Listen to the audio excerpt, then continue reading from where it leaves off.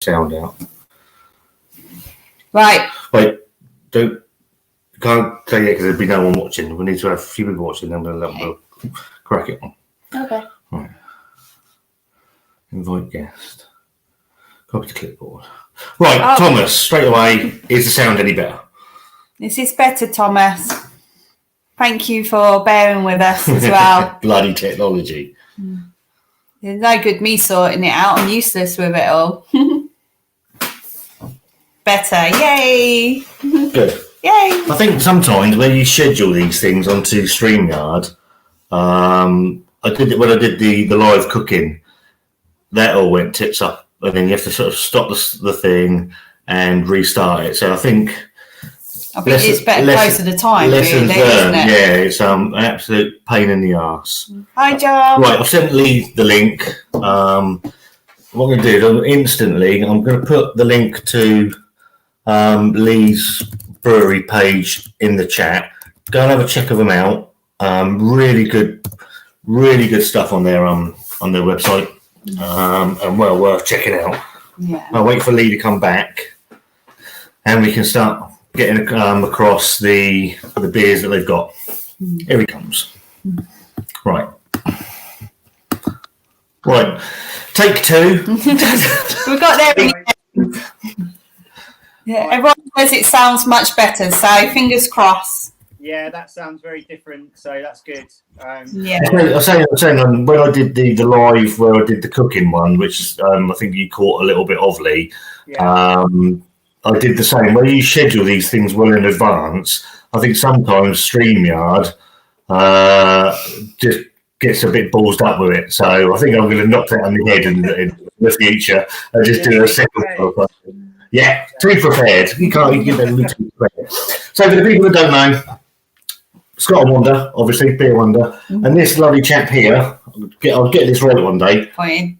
Yeah, there you point, Wonder.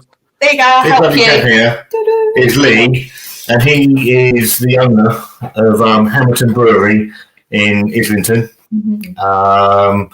We've been friends for... Hang on, guys, can I just jump in? I think I'm on the YouTube channel now. Is it live? Can you see it? Yes. Yeah. Is it? Okay, cool. That's good. Yeah, we're getting comments coming in. What we'll do is we'll get those in a minute. So this is the quick backdrop to how we met Lee. We did Crunch. Wanda? Yeah. Oh, do we have to go into this story, Scott? Yeah, we did Crunch early on in our channel's sort of history. Yeah. Bearing in mind, I knew nothing about stouts at the time. Okay. So one hated it, couldn't stand it. I think Lee ended up commenting somewhere on the social media side of it, saying you liked it though, didn't you? I've always liked Crunch, and it was sort of a little story. So Lee commented saying it was one of his missions to get Wanda to like some of his stouts. She found City of Cake on one of the I think it was on Instagram. I messaged Lee, and it sort of went from there. We were sort of messaging backwards and forwards. I ended up at his Hammerton Brewery when Wanda was up in London, and we sort of became friends from there. And like your beer, like your brewery, and just Thanks. It all came from there, really. Yeah. Yeah, and now I'm going to open it and enjoy it because it's one of my favourites now. Okay, so you're on the Crunch. I think I've got. I'm on the Crunch. So I'm going to start on the Crunch, and obviously the reason that we're here tonight is this bit. Obviously, this is one of Hammerton's stout, City of Cake, their chocolate fudge cake stout. We've done it on our channel. Wanda really liked it, and then they made a Imperial.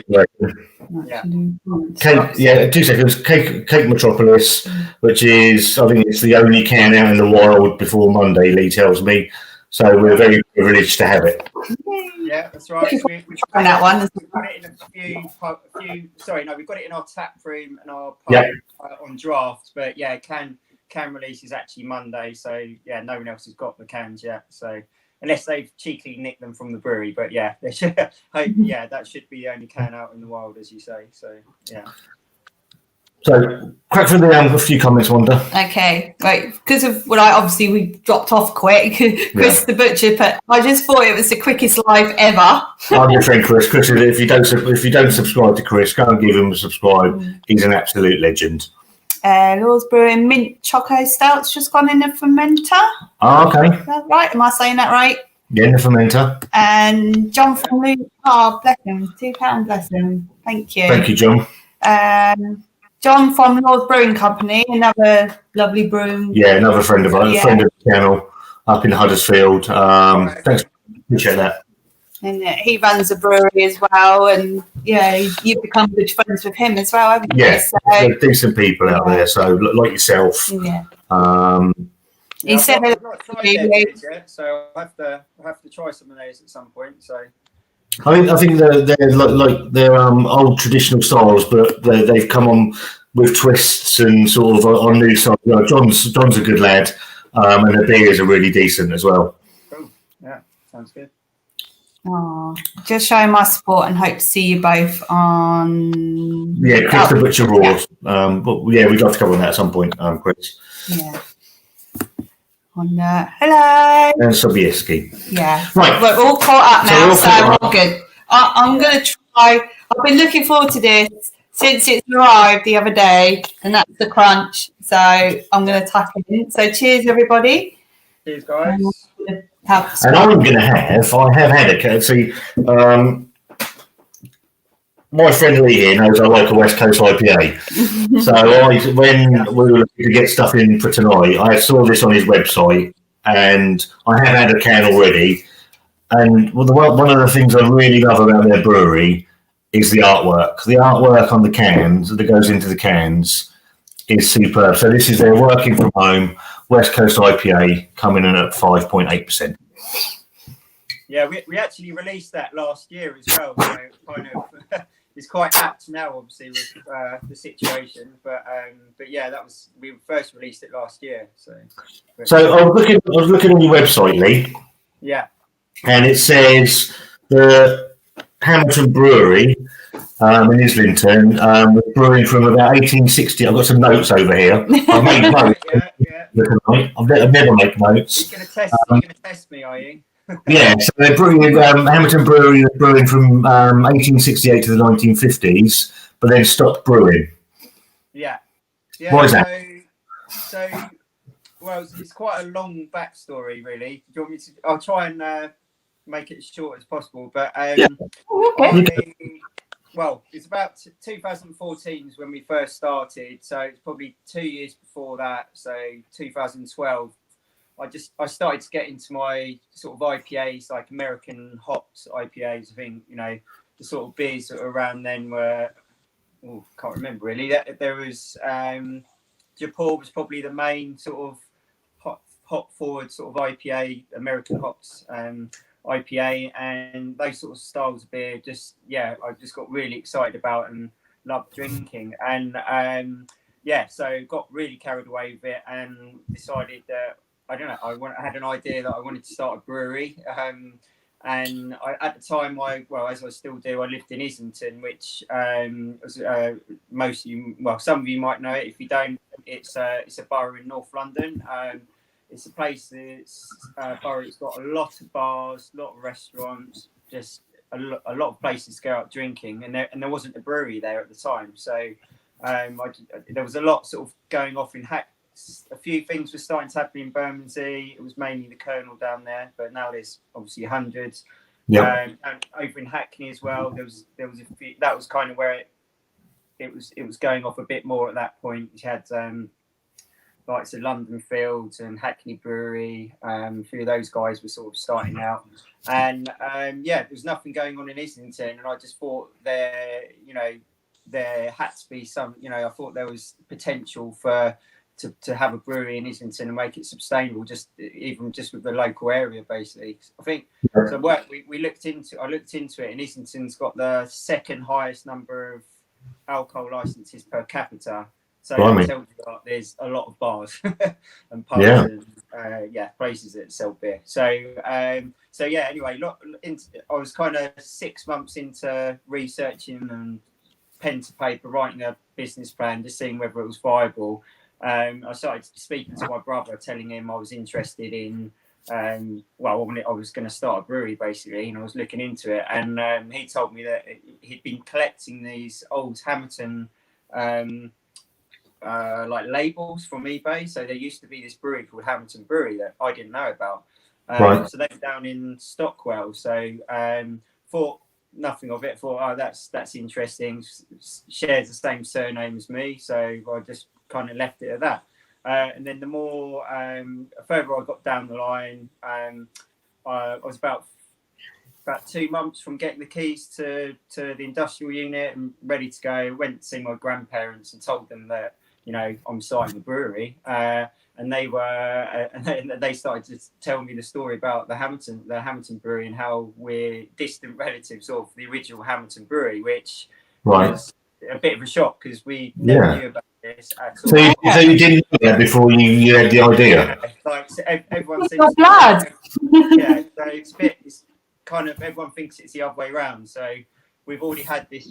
I knew about this history of brewing history in the family, and because of that, you know, my destiny was to be a brewer and start a brewery and bring back the heritage of our family. But it was totally the other way around. So I literally found out about we're kind of distant relatives, so it's not a direct route. But it's pretty much most Hammertons. It's quite it's not that common a name, but we're all kind of related somewhere along the lines. So we found out about that, but I was still quite uneasy with calling the brewery Hammerton because I'm not really the sort of person that would normally start a brewery named after myself. So I was a bit uneasy with that. We were still thinking of other names like Islington Brewery, which didn't quite work, or like throwing a load of ideas around. But the more I spoke to friends and family, the more they were like, it's a really solid name and it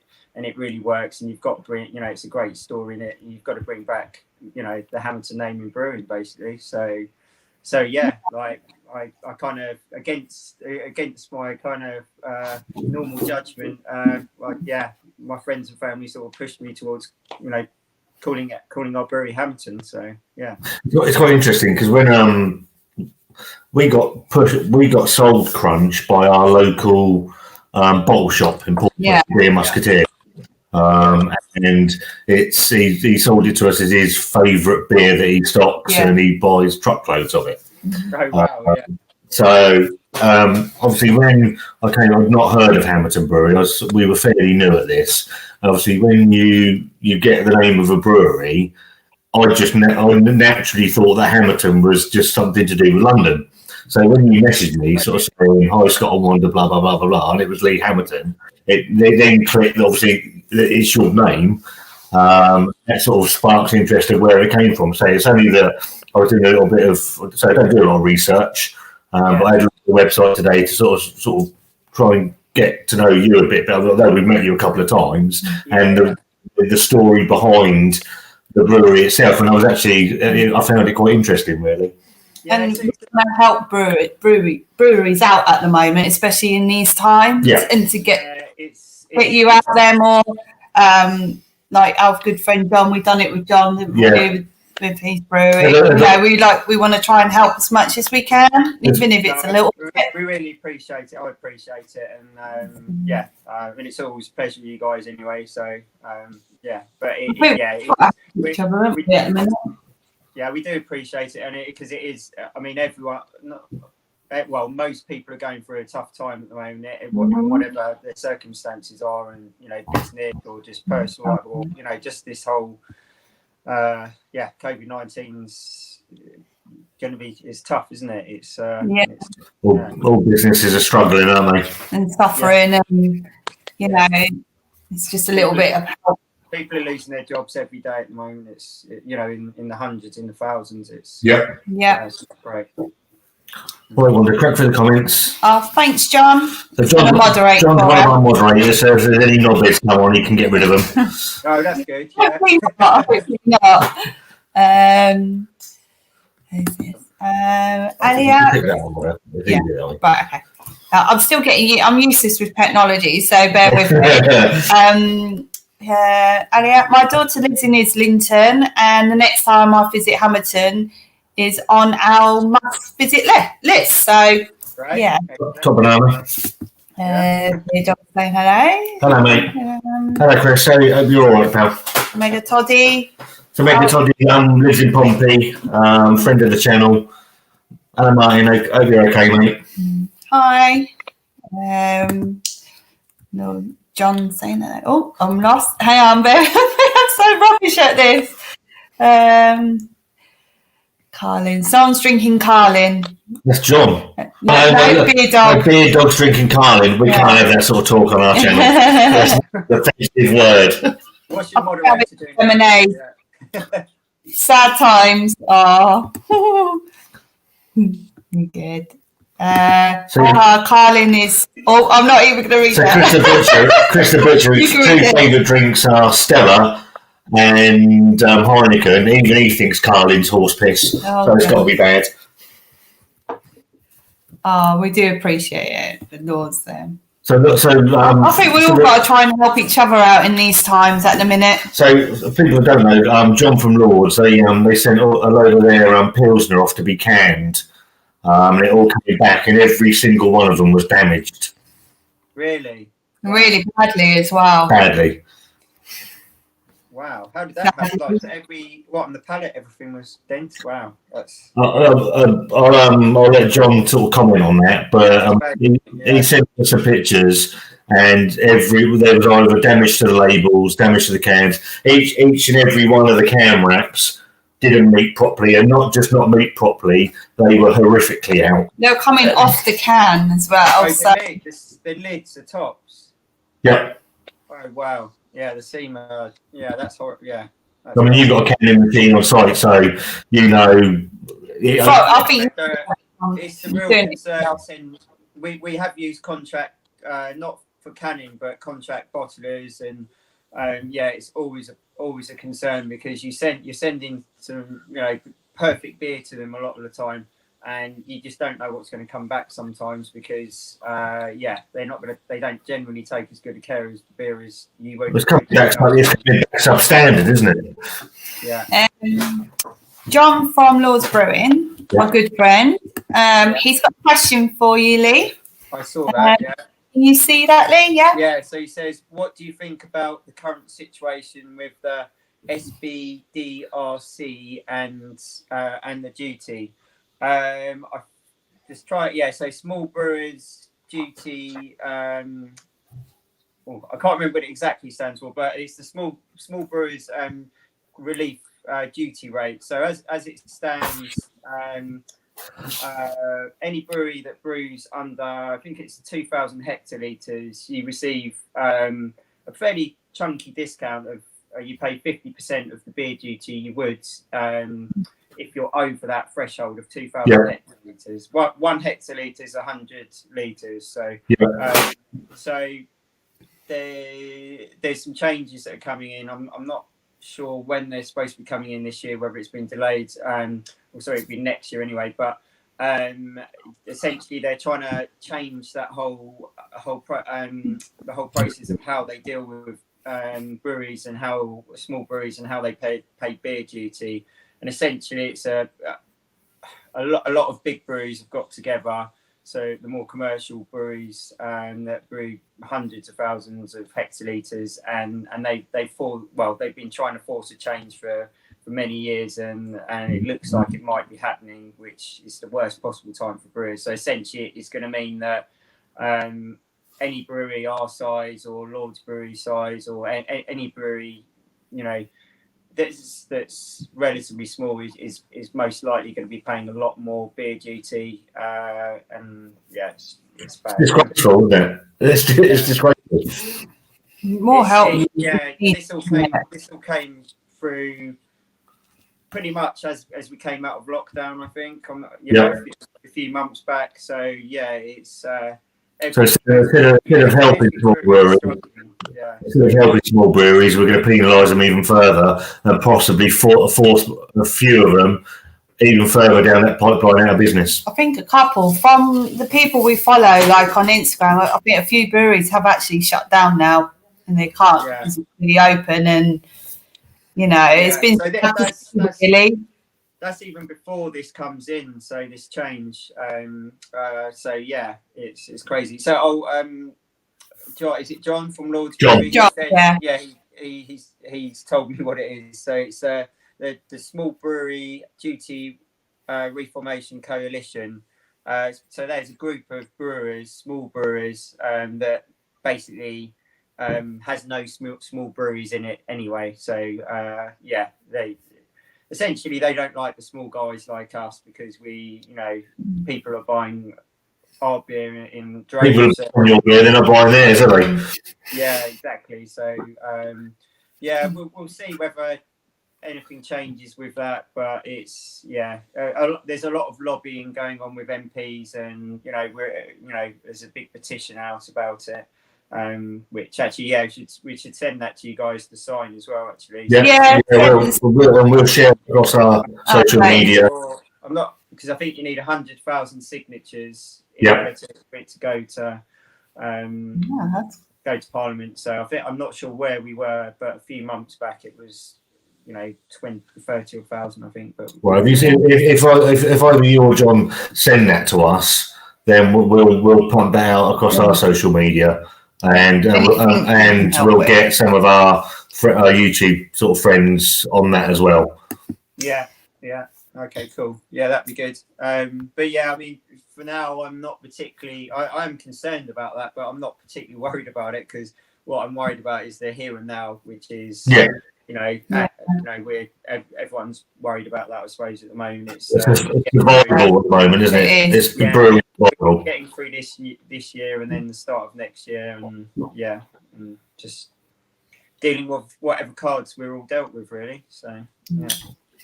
Right, Wanda, smash through those comments. Okay. Barry, go and visit. Can you read that one? You can read that one. I can't read it. You read that one. All right.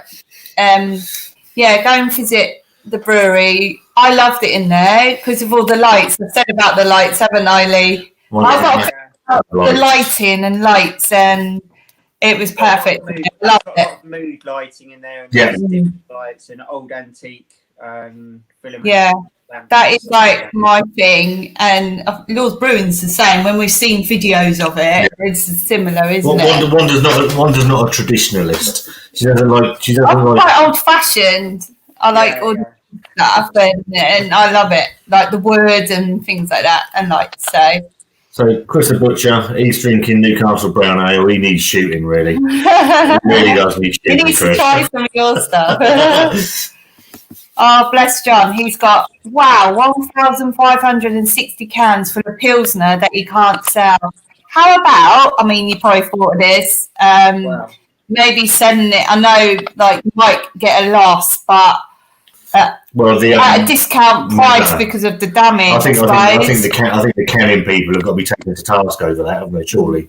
Yeah, hopefully John's he's obviously documented it, I'd imagine, and he's in the process of, I don't know, are you, John, in the process of trying to get some sort of claim with them, I suppose. It's really tough though, because we've not been quite in that bad situation, but we have sent beer to people in the past and it's come back and they've screwed it up completely, and sometimes what a nightmare. Especially at this time as well. You just don't want anything else to go wrong in that way either. See, I do know about Lord's Brewing. They literally were just on the verge of expansion when lockdown hit. So they've just taken people on and they had to lay them back off again. Yeah. Oh, see you later, Chris. Chris is off doing his own live with someone off of the X Factor. No, X Factor, Britain's Got Talent. Oh, right. The Canadian side. Thomas has said, I'll just record review Spaten. I just recorded review Spaten Can you say that, Scott? Am I saying it right? Spartan from October. Oh, Spartan. I'm trying to say Spaten. That's not good, is it? I'm just going to cut in very quickly. This is fantastic. You know, I like a West Coast IPA, and that is a traditional, bitter, piney West Coast IPA. I really, really like that. He likes his bitterness. That's that beer I've got a can here as well. So yeah, this one working from home. You've just been talking about. This is the brewer's favourite at the moment. So mainly because we, everyone's used to your sort of low bitterness, kind of hazy, New England, super New England dry hops DDH type beers, which we've just brought one out as well, and I love. But is that Tank One? And you're spoilt for choice, no. But you're sort of not your West Coast IPAs are quite not rare, but they're quite difficult to find on draft in your average kind of pubs and even some craft beer places. And it's just nice and different, and it's it's like kind of like IPAs kind of used to taste like in some ways. Cool. Because it was. The IPAs were always quite bitter, and they weren't trying to make them soft and more palatable. They had that bitter kick, and like this is what we wanted with this, and we made sure it's got that nice bitter kick. It's quite resinous, it's kind of amber coloured as well. So it's just different. So we love it. So you love it, don't you? He likes his West Coast. I'll be doing some market research. Sorry, go on. Yeah. I've been doing some market research this week. So, as I said to you, I've got 2 cans of this. So I had one the other night to make sure that I knew what I was talking about. Yeah. It's I'm going to crack it open actually. I think it's a cracker. Yeah, it's the beer that our brewers after work on a Friday. That's what they drink. They get a pint of this at the moment, same as me, just because it's we're probably not going to have it for that long. And once it's sold out, we won't brew it again for another year. So we kind of make the most of it. But I think we might brew another one and make it even more bitter. Higher IBU. So yeah. So the juice on the double dry hop, that was Tank One you were on about a minute ago. Yeah. So I've had both of that. I was going to have one tonight, but I've drunk them both already. Really? Yeah. I think that's the one you're talking about, Tank One. Yeah, that's one. We enjoyed that one too. Trust me. Yeah, so that's just the beer I was talking about. So I wasn't slagging them off because we like them. And so this is kind of we call it a DDH pale because that's what it is. But you could also call it a New England pale as well. It's pretty reasonably sessionable, I suppose, at 5.6. And it's dry hops vigorously. I'll try and remember what we've got in there, but it's got Zaka, Citra, Mosaic, Simcoe, Columbus. It's got a lot of different hops in it. Got some heavy hitters in there, isn't it? Say again? Got some heavy hitters in there. Yeah, exactly. My favourite hop, Citra, most of the time. Yeah, it's that's just an amazing hop. But we don't normally do any single hop series for beers. We normally like to try and get the best out of every different different hops, and so we don't normally just use the one hop. We at least 3 different varieties, and play around basically. So your can art is brilliant, isn't it? Excuse me. Obviously, with the way that the can technology has sort of come on in the last sort of 3 years, where most things were bottled before, and now you got all of that print around a can, and the more it stands out in your eyes, the more you're likely to buy it. Your can art sticks out. Yeah. It's great. Who designs all that? And that was my question. So you read the question. Oh, did I? I'm sorry. No. That's where we were going. Yeah. So who does all that? It's really good. We use a few guys, but The main guy we use, for most of our designs at the moment is a guy called Lewis Ryan. He's a really, really talented artist. He's doing a lot of can artwork he does, for a lot of different breweries. Munson, he does for those guys. I like Cooper Fanta. You want like One of Wanda's favourite drinks comes from a Munson, which is their super centre. I have it on Christmas Day. But yes, he does a lot of our artwork. He's really talented, and sometimes we have ideas. We were like, right, this is what the beer's called. This is the idea. This is what you want you to do, please. And he'll kind of use the idea that we've got, and then come up with some other ideas himself, and bring it to life. And then sometimes we're just like, this is the beer style. We haven't got a name. Have you got any ideas? Or we might have a name and not have any ideas about the artwork, and he'll come up with something. So it's it's good. So where do your names come from? Where do your beer names come from? A lot of them come from me, just mainly because we're supposed to be bringing out. We had a plan of we wanted to bring out 2 new specials a month, but sometimes we have more than that. We just got ideas floating about of beers we want to do. So we're just under such tight time restrictions that we need a name for this beer, and it needs to be quick. So we need, generally the beer's ready before the artwork's ready, and so we're trying to get ahead of ourselves. But I normally come up with a few of the ideas, but then some of the guys we send out a list sometimes to everyone in the brewery, and we're like, look, we're brewing this beer. Anyone got any ideas for beer names or ideas for the labels? And a lot of the time the best names we've got probably are not from me, they're from team basically. Too modest. Oh, Leah, you've got a question here. What's the craft brewery scene like down south? We are spoiled up north. What's it like? It's still pretty vibrant. I think there's still. I think it's calmed down a little bit with new breweries popping up. But the last, taking this year out, there's been quite a lot of.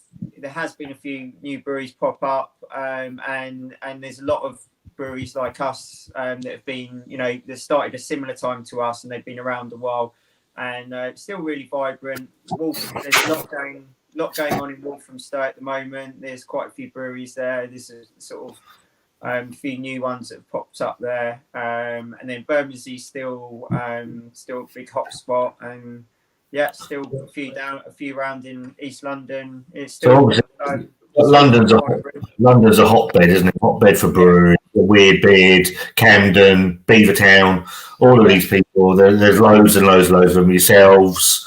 But London's massive, though, isn't it? It's like a huge city. So it's probably something for every area.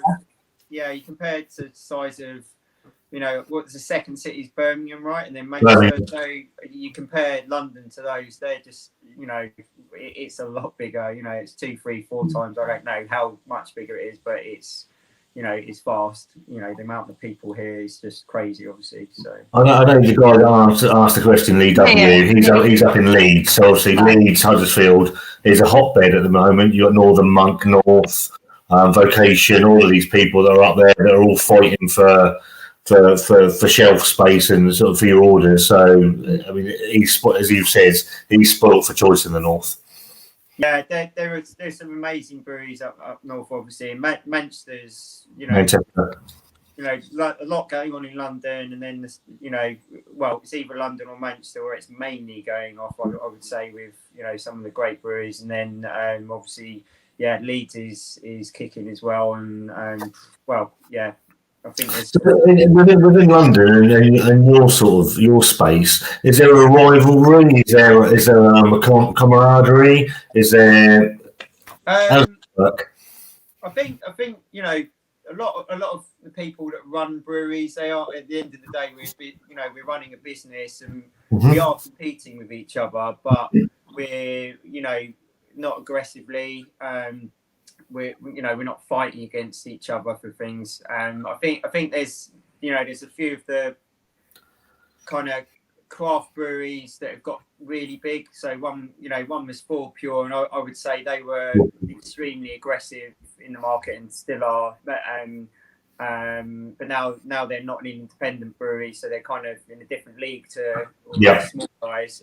But yeah, we were the only brewery in Islington for probably like 4 years when we started in, and recently there's a brewery that moved into Islington. They'd already been brewing further south somewhere, I forget where, but they moved just up the road from us, a brewery called Two Tribes, and they're really cool guys. They make some great beer, so there's not really, we're not really rivals in any way. We're constantly running out of things. So the quickest and easiest place to get it is Two Tribes, and vice versa. So, they run out, every month or two, one of us will be ringing each other up saying, "Oh, I've run out of some malt, or we need some." It's mainly cleaning stuff actually. So we've run out of some caustic or something like that, and or can lids or just anything. Normally there's someone that's going to lend it to us. So yeah, normally Two Tribes and us, we're 5 minutes away from each other. We're all borrowing stuff off of each other, and like that's the same with any brewery. Like in London, there's a lot of breweries that I don't know necessarily personally. There's a lot I do, but if I have rung up other breweries in the past just randomly and said, "Oh, we're out of this. Can you help?" And they've been able to help. So and vice versa, we get the same requests all the time. So we're all sort of in the same marketplace, and we're kind of, our competitors are the big guys, Heineken and Moores and Balls or whatnot. So go on, Wanda. Let's give you comments. Okay.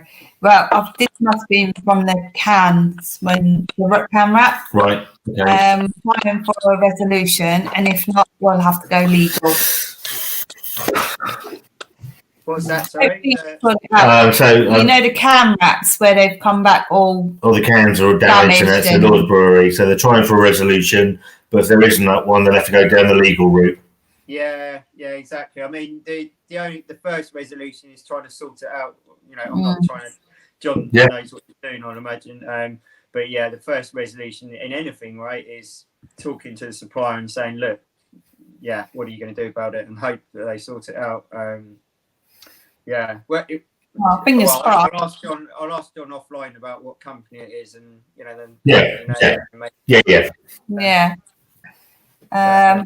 are a few bad contract canners, unfortunately, out there, and it's. Trouble is, you're putting your livelihoods in their hands, aren't you? And when they put you're getting a well-produced product back at a substandard level that you can either not sell or have to sell at a fraction of the price. Which is really sad, really, because a lot of hard work goes into brewing these drinks, and it's sad when you have to do that. Correct. Is that Haunted Coachman? The Haunted Coachman. My eyes are really bad, so I'm trying to read it. I read some of them. They're quite small. It's quite small on the screen. Used to get very drunk on Newcastle Brown down the Frog and Frigate when I was young. so the Haunted Coachman is a rival to us because he's in Southampton, but we don't hold that against him. John's got a question for you. What is your favourite beer you make? I don't know at the moment. We've got so many at the moment. It was this one a few weeks ago when we brought this out. So the West Coast that we were talking about. Now this is come out a week later or 2 weeks later. So the DDH. It's between those. I mean, I would say the West Coast. Yeah, because it's. Oh, that's you like that one? That's gone. Yeah, it's the one I don't drink that much of. and I should drink a lot more West Coast. I think they get forgotten about a lot of West Coast IPA styles beers. So I think it's not a style in vogue, is it? It's not an in vogue style anymore. The West Coast, but I'm thinking nice. So when I started this channel, I gravitated towards the East Coast style, so the juicy, less bitter, all that sort of style. But as I've gone forward with this, I've gone the other way and prefer the piney resinous, the bitterness to the West Coast. I think people, certainly for me and our breweries, we've got a small team. It's like three breweries, and I'm heavily involved in sort of like the brewery side. But and we get bored of styles. You can get quite bored of the New England style beers. You still drink them, and they're still your sort of regularly your go-to style beer. But it's really nice to have something a bit different that's still, highly drinkable and a bit sessionable and just a bit a different flavour profile, and that's the West Coast. And even like we do like an amazing lager that we don't push that much at all, but it's a great product. It's a great beer. It's like it's a proper pilsner, as in like. Is that steam? It's conditions for like 5 weeks or something like that, so it's got some real tank time, whereas like an IPA or something we can do in like 2 weeks really. This West Coast style is probably 2.5 weeks, 3 weeks, whereas a lager just takes if you're going to do it properly, then you need to condition it for quite a long time. So our pilsner I think lagers and pilsners are where certain breweries get shown up a little bit to their brewing capacity, because I say anybody, most breweries can make a decent IPA and things like that, but obviously a good lager takes a bit of skill. Yeah, there are quite.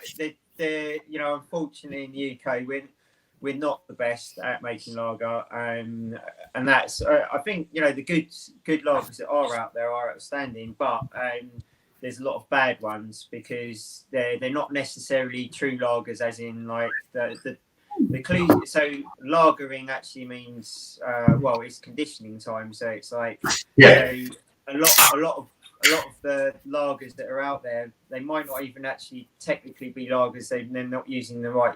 They're using different yeast, or they just haven't. It hasn't been conditioned for long enough. So they, it's not as crisp and as refreshing as like a German style pilsner that's had that time. When you look at things like Heineken and Foster's and all these nonsense beers that call themselves lagers, but have got days turnaround on them, they can't be. That's not how it works. I think there's another question from John. I see the cross on the wall. Is that us or is that Lee? Are you a churchgoer like me? Oh, a cross on the wall. Where's that? Yeah. Oh yeah, in the corner. Yeah, good spot. I'm not particularly a churchgoer. Or I'm not at all, unfortunately. But you're trying to be diplomatic there and just say no. I literally bought it down the pound shop earlier. Joking aside, so my wife's Catholic, and she I wouldn't say she's heavily religious, but she is religious. Nothing wrong with that. No, absolutely.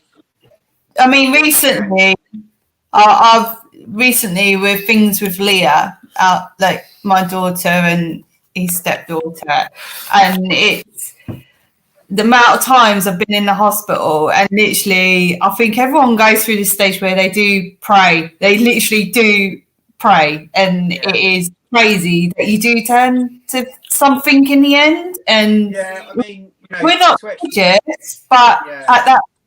The things we've been going through recently, I have been like, I'm going to do it. And just anything to help the situation. And anything. I think, for a lot of people, it does help. and maybe there is something out there, and who might say whether there is or there isn't. So yeah, I mean, like occasionally I do go to church with Karina, my wife. She also runs a brewery with me as well. But yeah, not massive amounts to be honest. But we did get married in the oldest Catholic church in the UK, I think, actually. So oh really? Nice. in London, yeah. So. James says, I'm drinking Time and Tide beer from Kent. Okay. Yeah, I've heard of them. Yeah, I've tried. Yeah, I've had their beer before. I think it's pretty good. Yeah. Those guys have been around a little while, I think. Yeah. Our good friend. Newcastle was that or Kent. Kent. Yeah. Mm-hmm. No, I think we've probably had their beer in our pub as well, because we've got a pub in Islington as well. So yeah. Because you've got a brewery and a pub, haven't you? Yeah. So we've got like quite a bit, as you guys have been. We've got quite a big sort of tap room space, which is right next to me. And then we before we kind of renovated the tap room, made it what it is now. We got a pub on Holloway Road, and yeah, it's been great. It's a really nice pub. Well, I say it's been great. It was great. Now it's not because of I've cracked open a City of Cake before I get to the main event. Okay, cool. Yeah, he's very lucky that I let him have that one. To be fair, there's another one that I'm very grateful for, and I'm going to have that. That's only because she won't touch this one. Yeah, I can't do spicy food at all. I am a wimp when it comes to spicy things. I saw chilies in it, and I'm like, oh no. The funny thing is, so you send me a picture of it saying you're sending that one down as well. I sent it to Wanda, and then she was typing. I was typing as well, and literally her message beat mine by about a split second, because I put, before you ask, yes it is, and the question was, spicy. He loves spicy food. I mean, I have tried more spicier things recently, which is unusual for me, but he loves his hot and spicy stuff. He does. Yeah, I'm the same. I love, my favourite food. So if I go, if you go on holiday for a couple of weeks and come back, my go-to food is always Indian, and I love it. Spicy chicken madras or hotas. Yeah, great. I've gone up to a Balti now. I used to have kormas. So I've gone up to Baltis now. So I have gone up. Well, that's improvements, and slowly, yeah. Our good friend Craig from Kent Beer Reviews. I'm not going to get too personal here. Much love. Me and Wanda are both thinking of you. Cheers to you. And raise a glass to you, Craig. Cheers, mate. Oh, that's nice. Yeah. He's going through a rough time. Yeah. So what's this one, Wanda? David it's a question for you, Lee. Did you manage to get that Impy Stout into can in the end? Yes. So South Sea Brewery, yes. I've been talking to him actually, because he might be buying. I've just realised I'm just going to cut in. I've realised who Dave Eastwood is, South Sea Brewing. He's one of our local breweries and a top man. Yeah. Oh, really? Okay, cool. Yeah. We go to their. They've got a little tap room down by us. We go there sometimes. Lovely guy. We've done this out. So we've been chatting about CO2 meter that we've got. So we've had an upgraded one for a while, and we've got this extra bit of kit that is really nice to have if something breaks down, but it's kind of just sitting there, and we should let someone else use it really. So he's potentially going to use it, take it off of us. So he's got a great setting for a brewery. So they're basically in the grounds of South Sea Castle. Down on Portsmouth seafront. We really want to visit there. It's a micro brewery. Maybe we'll try and get Dave on and do a live with Dave at some point, because he's a nice guy. Yeah, he knows his stuff. He knows his stuff. So we had an issue with actually. So his question was about the Impy Stout. So we started to can it on Wednesday, which is and we had a few issues with it wasn't breaking out enough. So when you can, you want the beer to froth up quite a lot, so then you can seal the can. Yeah. Basically, there's no oxygen that's in that can, if that makes sense. So Yeah.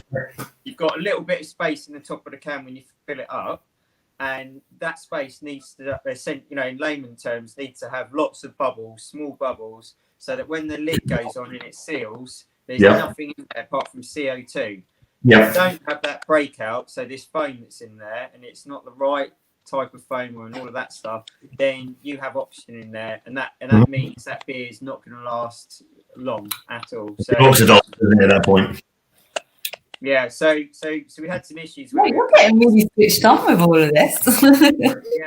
so we had some issues canning this beer. So we wanted to make it nice and thick, and we achieved that. So it's got it's got a nice viscosity and it's quite thick. And this is the first time we've managed to really get this nice body in the beer, I think, on a high ABV beer. And because of that, it was so thick that the bubbles weren't forming, so it wasn't frothing up. So we had troubles with that. But is that crunchier? Sorry? Is that crunchier? No, that's this is the one we're going to. The Cake Metropolis. We're going to we had to stop and then restart again. We essentially what it came down to is we had to warm the beer up and increase the carbonation so that it basically the carbonation came out in the beer so that we could can it. Now, so when you pour it today, actually it will come out and it will be, there won't be that much head, but then afterwards the head will slowly come and form. Delayed reaction because it's quite thick, which it's not anything that you learn in brewing school either. So if you talk to like a German brewer that's been that's a Braumeister, as it were, that's got 8-10 years education behind them on it, they wouldn't have a clue about this kind of stuff because it's kind of new stuff that we're doing. Southsea Brewing did I think it was a maple and pecan stout. It was their right to bear arms, which we did. Right to bear arms. It was a maple and pecan stout, I think it was. Okay. It was lovely. It's got like a really growling bear going rah on the front of it, on the front of the castle as well, isn't it? Yeah. That's quite nice. Yeah, I want to try some of Dave's beer. Yeah, definitely. I need to get hold of some. Yeah, we've tried a couple and they're really nice there. Yeah. Cool. You're very drunk at their tap room, and that's why she's not allowed imperial stouts anymore. Don't go into this discussion. Apart from tonight, she's got to try a little bit. Oh yeah, she'll try that. Oh, yeah, I'm going to try that. Yeah. I did have 3 glasses of this. Was it 30% or something? It was the only. What was it? It might have been. No, it wasn't. It was. It was one of their new things on tap. It was really nice, whatever it was. But it did not taste like a 13% drink, so it was really drinkable. So I drank it too quickly. Not good.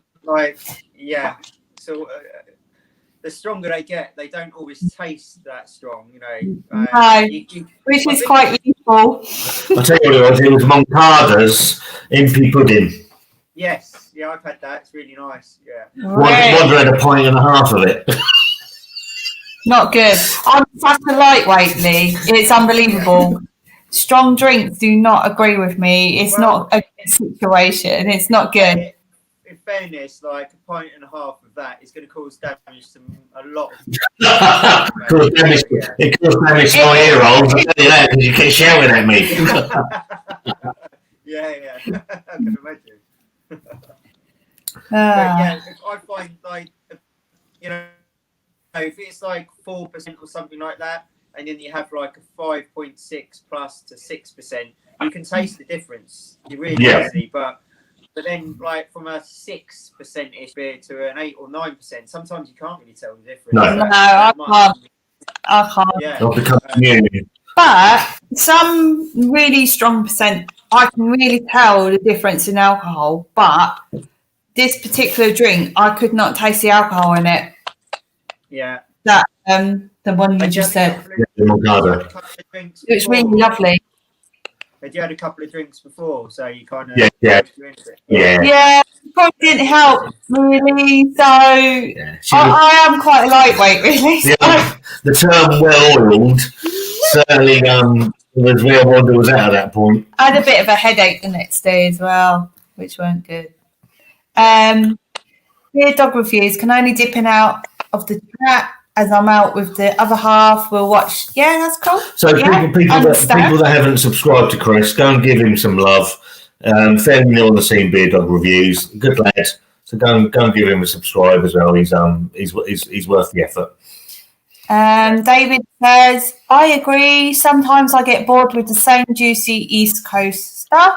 Good to have a change and some real West Coast IPAs. I'm enjoying some of the nice Pilsners that are out there right now. Yeah. Like sometimes, like we do a lot of complex beers and like experimental stuff, and like the more simplistic and kind of not standard, but the East Coast, as he's saying, and like Pilsners, they still do it. And they're just East Coast, West Coast, and just kind of doesn't have to be like different every time. Sometimes you just want kind of like a Pilsner, like we're saying about a Pilsner, sometimes you don't want all of this massive hop profile or bitterness, or you just want something to, that's refreshing and crisp and just, you don't have to think about it too much or. Easy drinking. Yeah. Easy drinking. Yeah, exactly, yeah. So Spice and Easy, they're doing their own live in about half an hour. They're really nice people. Nice people. So go and give them a sub if you They do their own spices to make meals, and they are lovely. So I think I watched your so I didn't watch you said about your cooking thing. I watched some of it. I watched that from the hospital. Guys, it's fine. It's good. It's all right. Keep calm. To be fair, I get quite nervous before these lives. I was a nervous wreck before that one. I can cook, but cooking it was a nightmare. You didn't have any backup. That was the problem. No, I didn't have my wingman, did I? Yeah. But Alan and Fiona, they're really good people. Nice people.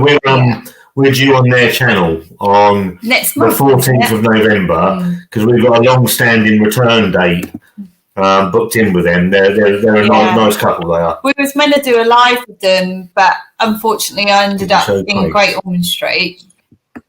And obviously it got cancelled because obviously we couldn't do it. So basically, we had a night here with friends. We agreed to go on Spice and Easy before.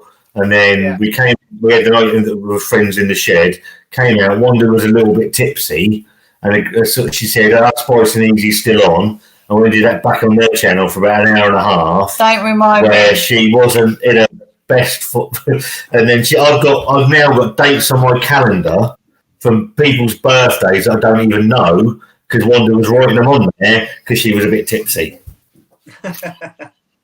But what was it's someone's birthday this month, actually. That's Dan Diesel. I don't know what fucking hell Dan Diesel is. It's all scribbled in, and I was like, whose birthday is that? John says, our Pilsner is amazing. Our brewer trained in the style. We use correct malt and yeast. It takes 2 to 3 months to make. Yeah. Is that the one that's in the damaged can? That's the Drunken Pilsner. Is that the new one that they're doing? The one. Is that the one they've put in cans? Yes. I would say so, yeah, because you said it was a Pilsner. It is. It's and that Pilsner's lovely. Yeah, so like when we do our Pilsner, it's like 5 weeks conditioning. It's probably 3 weeks before that fermenting, basically. Yeah, so same sort of time, 5, 6, 7, 8 plus weeks. Yeah. So it's called Drunken Tailor. Should we put Hammerton? Yeah. So John, if you're still in the chat, can you do me a favour and can you put Lee's Brewery's address in the chat for me, please? We're going to put your online shop. Don't worry, don't get John to do it. John, Right. Yeah, or send it. Hi, Simone. brewery.co.uk. Yeah. Yeah.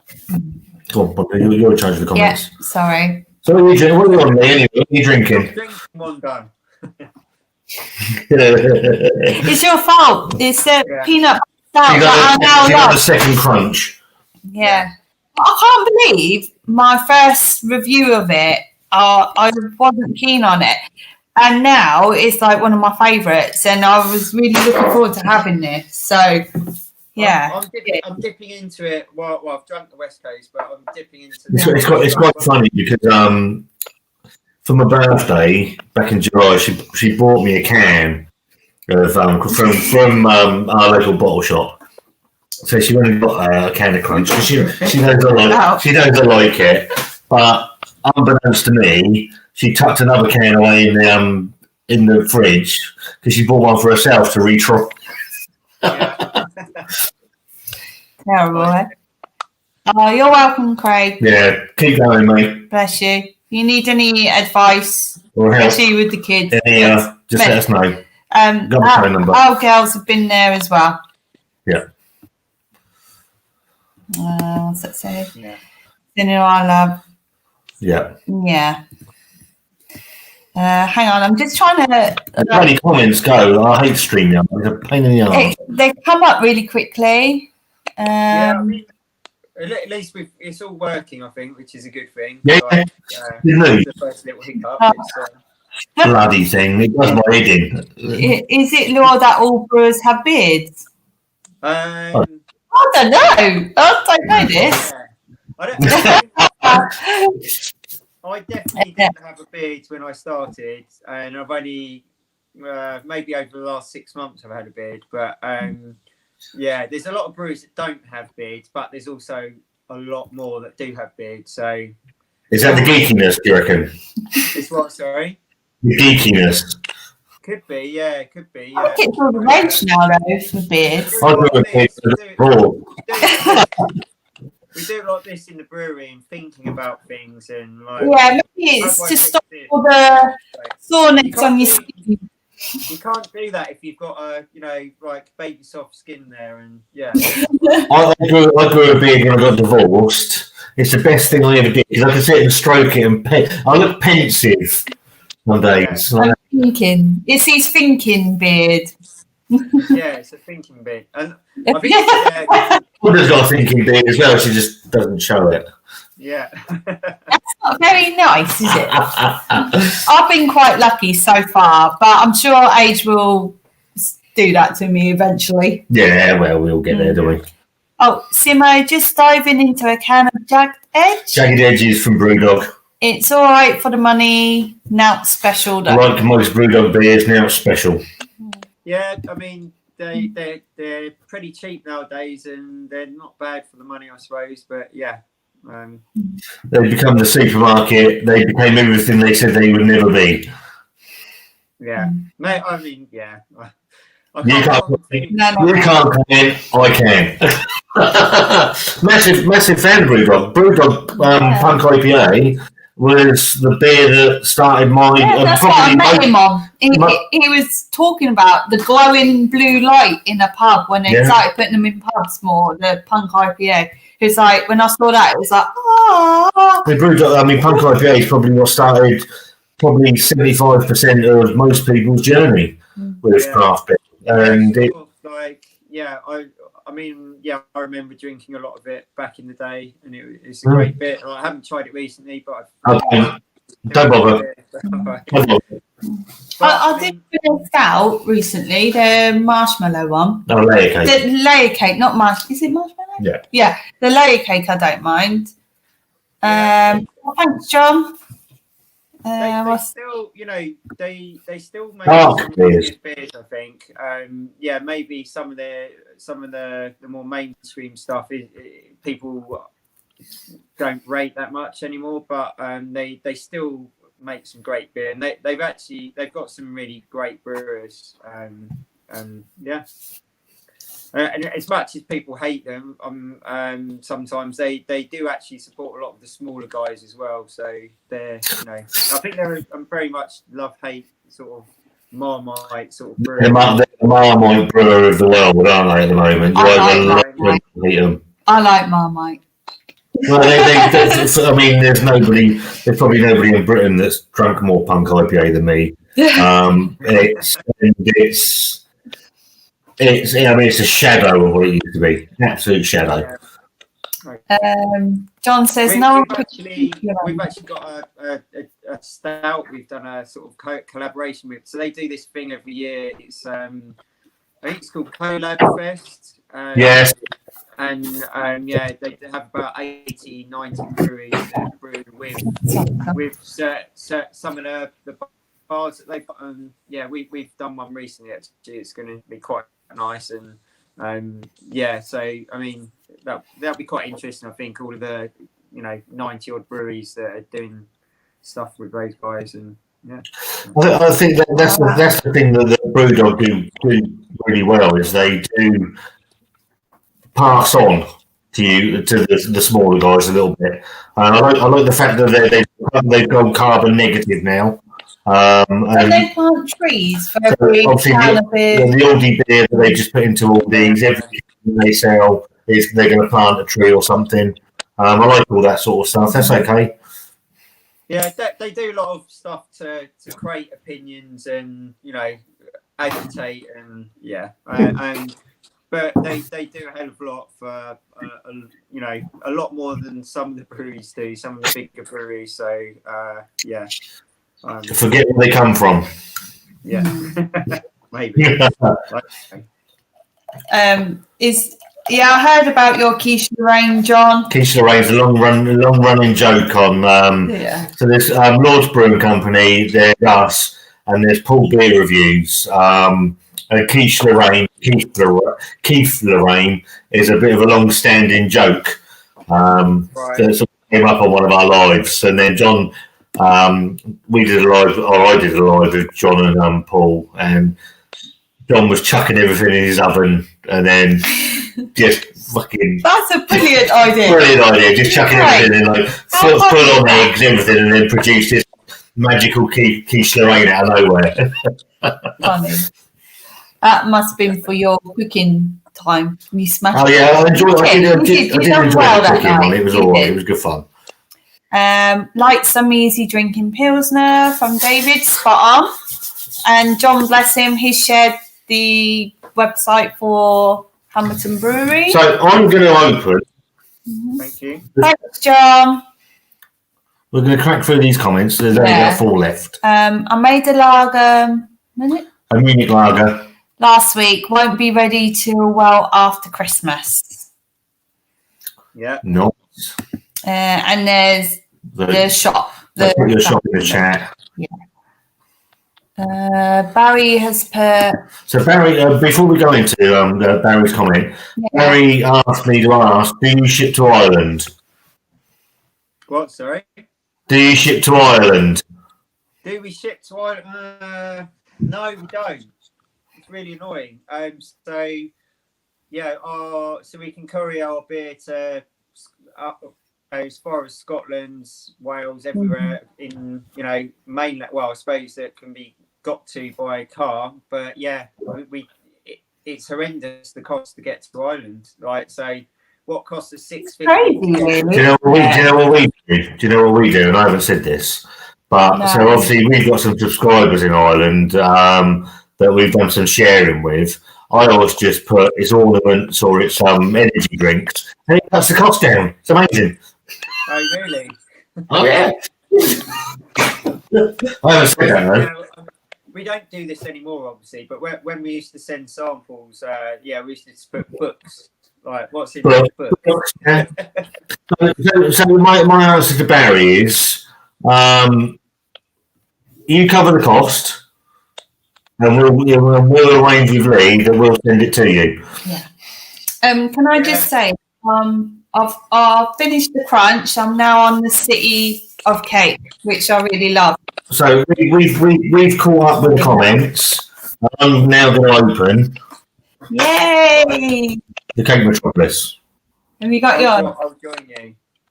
Cool. So, tell us more about this one then, Lee. Yeah. So yeah, I do have, yeah. So this was right. You should crack this open while we're talking, I think, Scott. Yeah. But, yeah. So Crunch was our first sort of pastry stout back in the day. Well, I'd say back in the day, a few years, probably 2.5 years ago, and it was a bit of fun.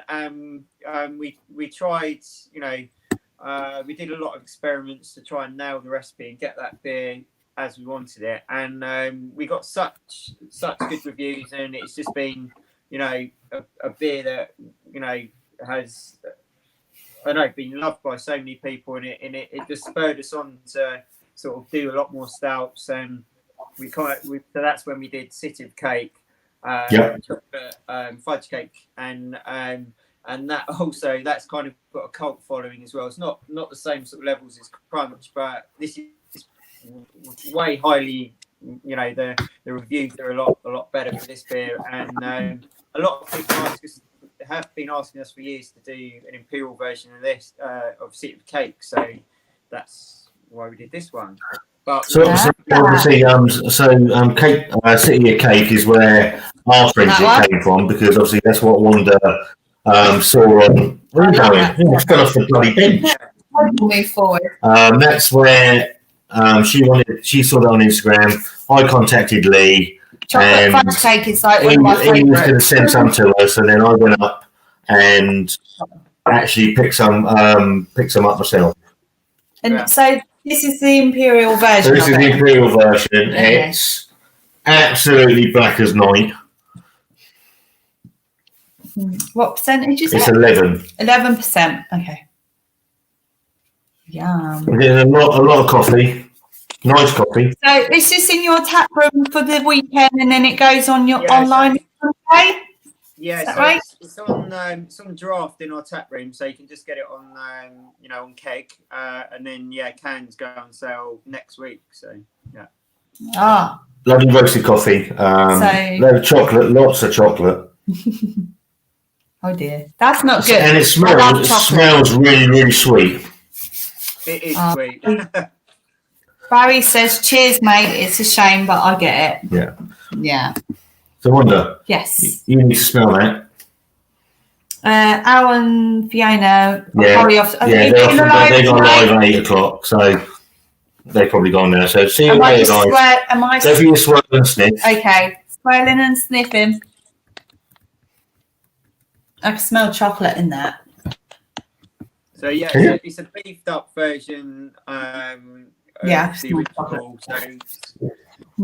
So higher ABV. It's nice and thick. It's super sweet. Because that's kind of what people have been asking for with this beer. And it's got a bit more chocolate in it, I would say, than the original. And so we had City of Cake on when we came up to the brewery, and you called it as quite a straightforward stout. Did I? I can't remember. Did I? Yeah, you did. Yes. I take it this one isn't quite so straightforward. No, this isn't that straightforward, I would say. Yeah. Well, cheers. Cheers. Blue Fan Man's commented. How's it going, guys? Hi, Blue Fan Man. Why is that? Your version doesn't seem to have. Yeah. My head came up, but it went down quite. Okay. You pulled yours. So Dave's in. People that. Hi, Dave. No, YouTube. Dave's an absolute legend in here. So thanks for joining, Dave. Hope you and June are all right. That's lovely. I just saw a comment. Scott, how did you get David Tennant with a beard on here? That's funny. I've been called a lot of things, and a lot of people, and that's the first one of that one. But yeah. So for me,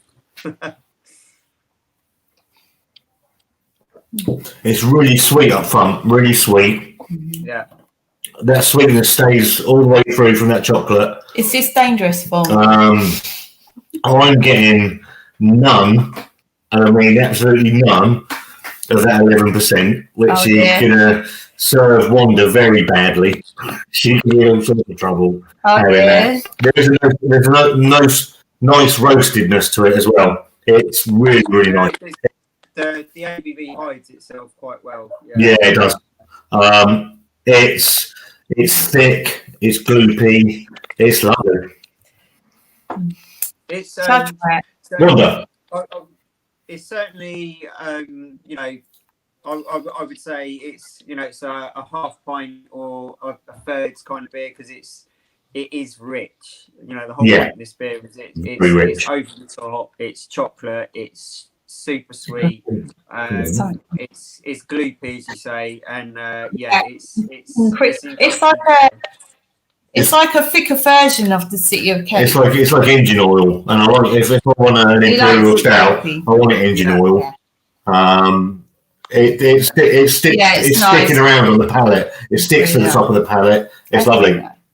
Yeah, so like we've been we chatted before about, so we released Crunchier, which is the imperial version of Crunch, which I think you guys liked. But I love it now.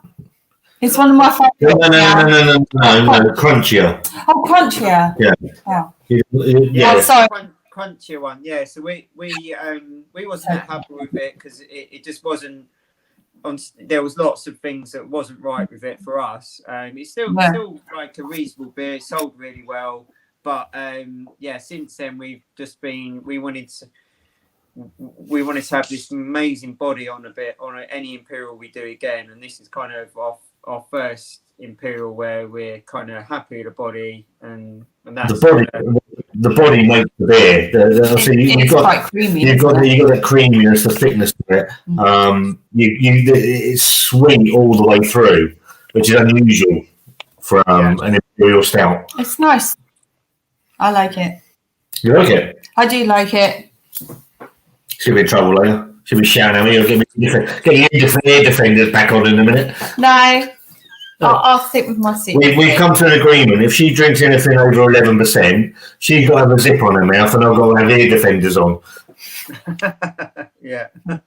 Right. Lee W says, the difference between original punk and now original punk was never dry hop and only used pale malt.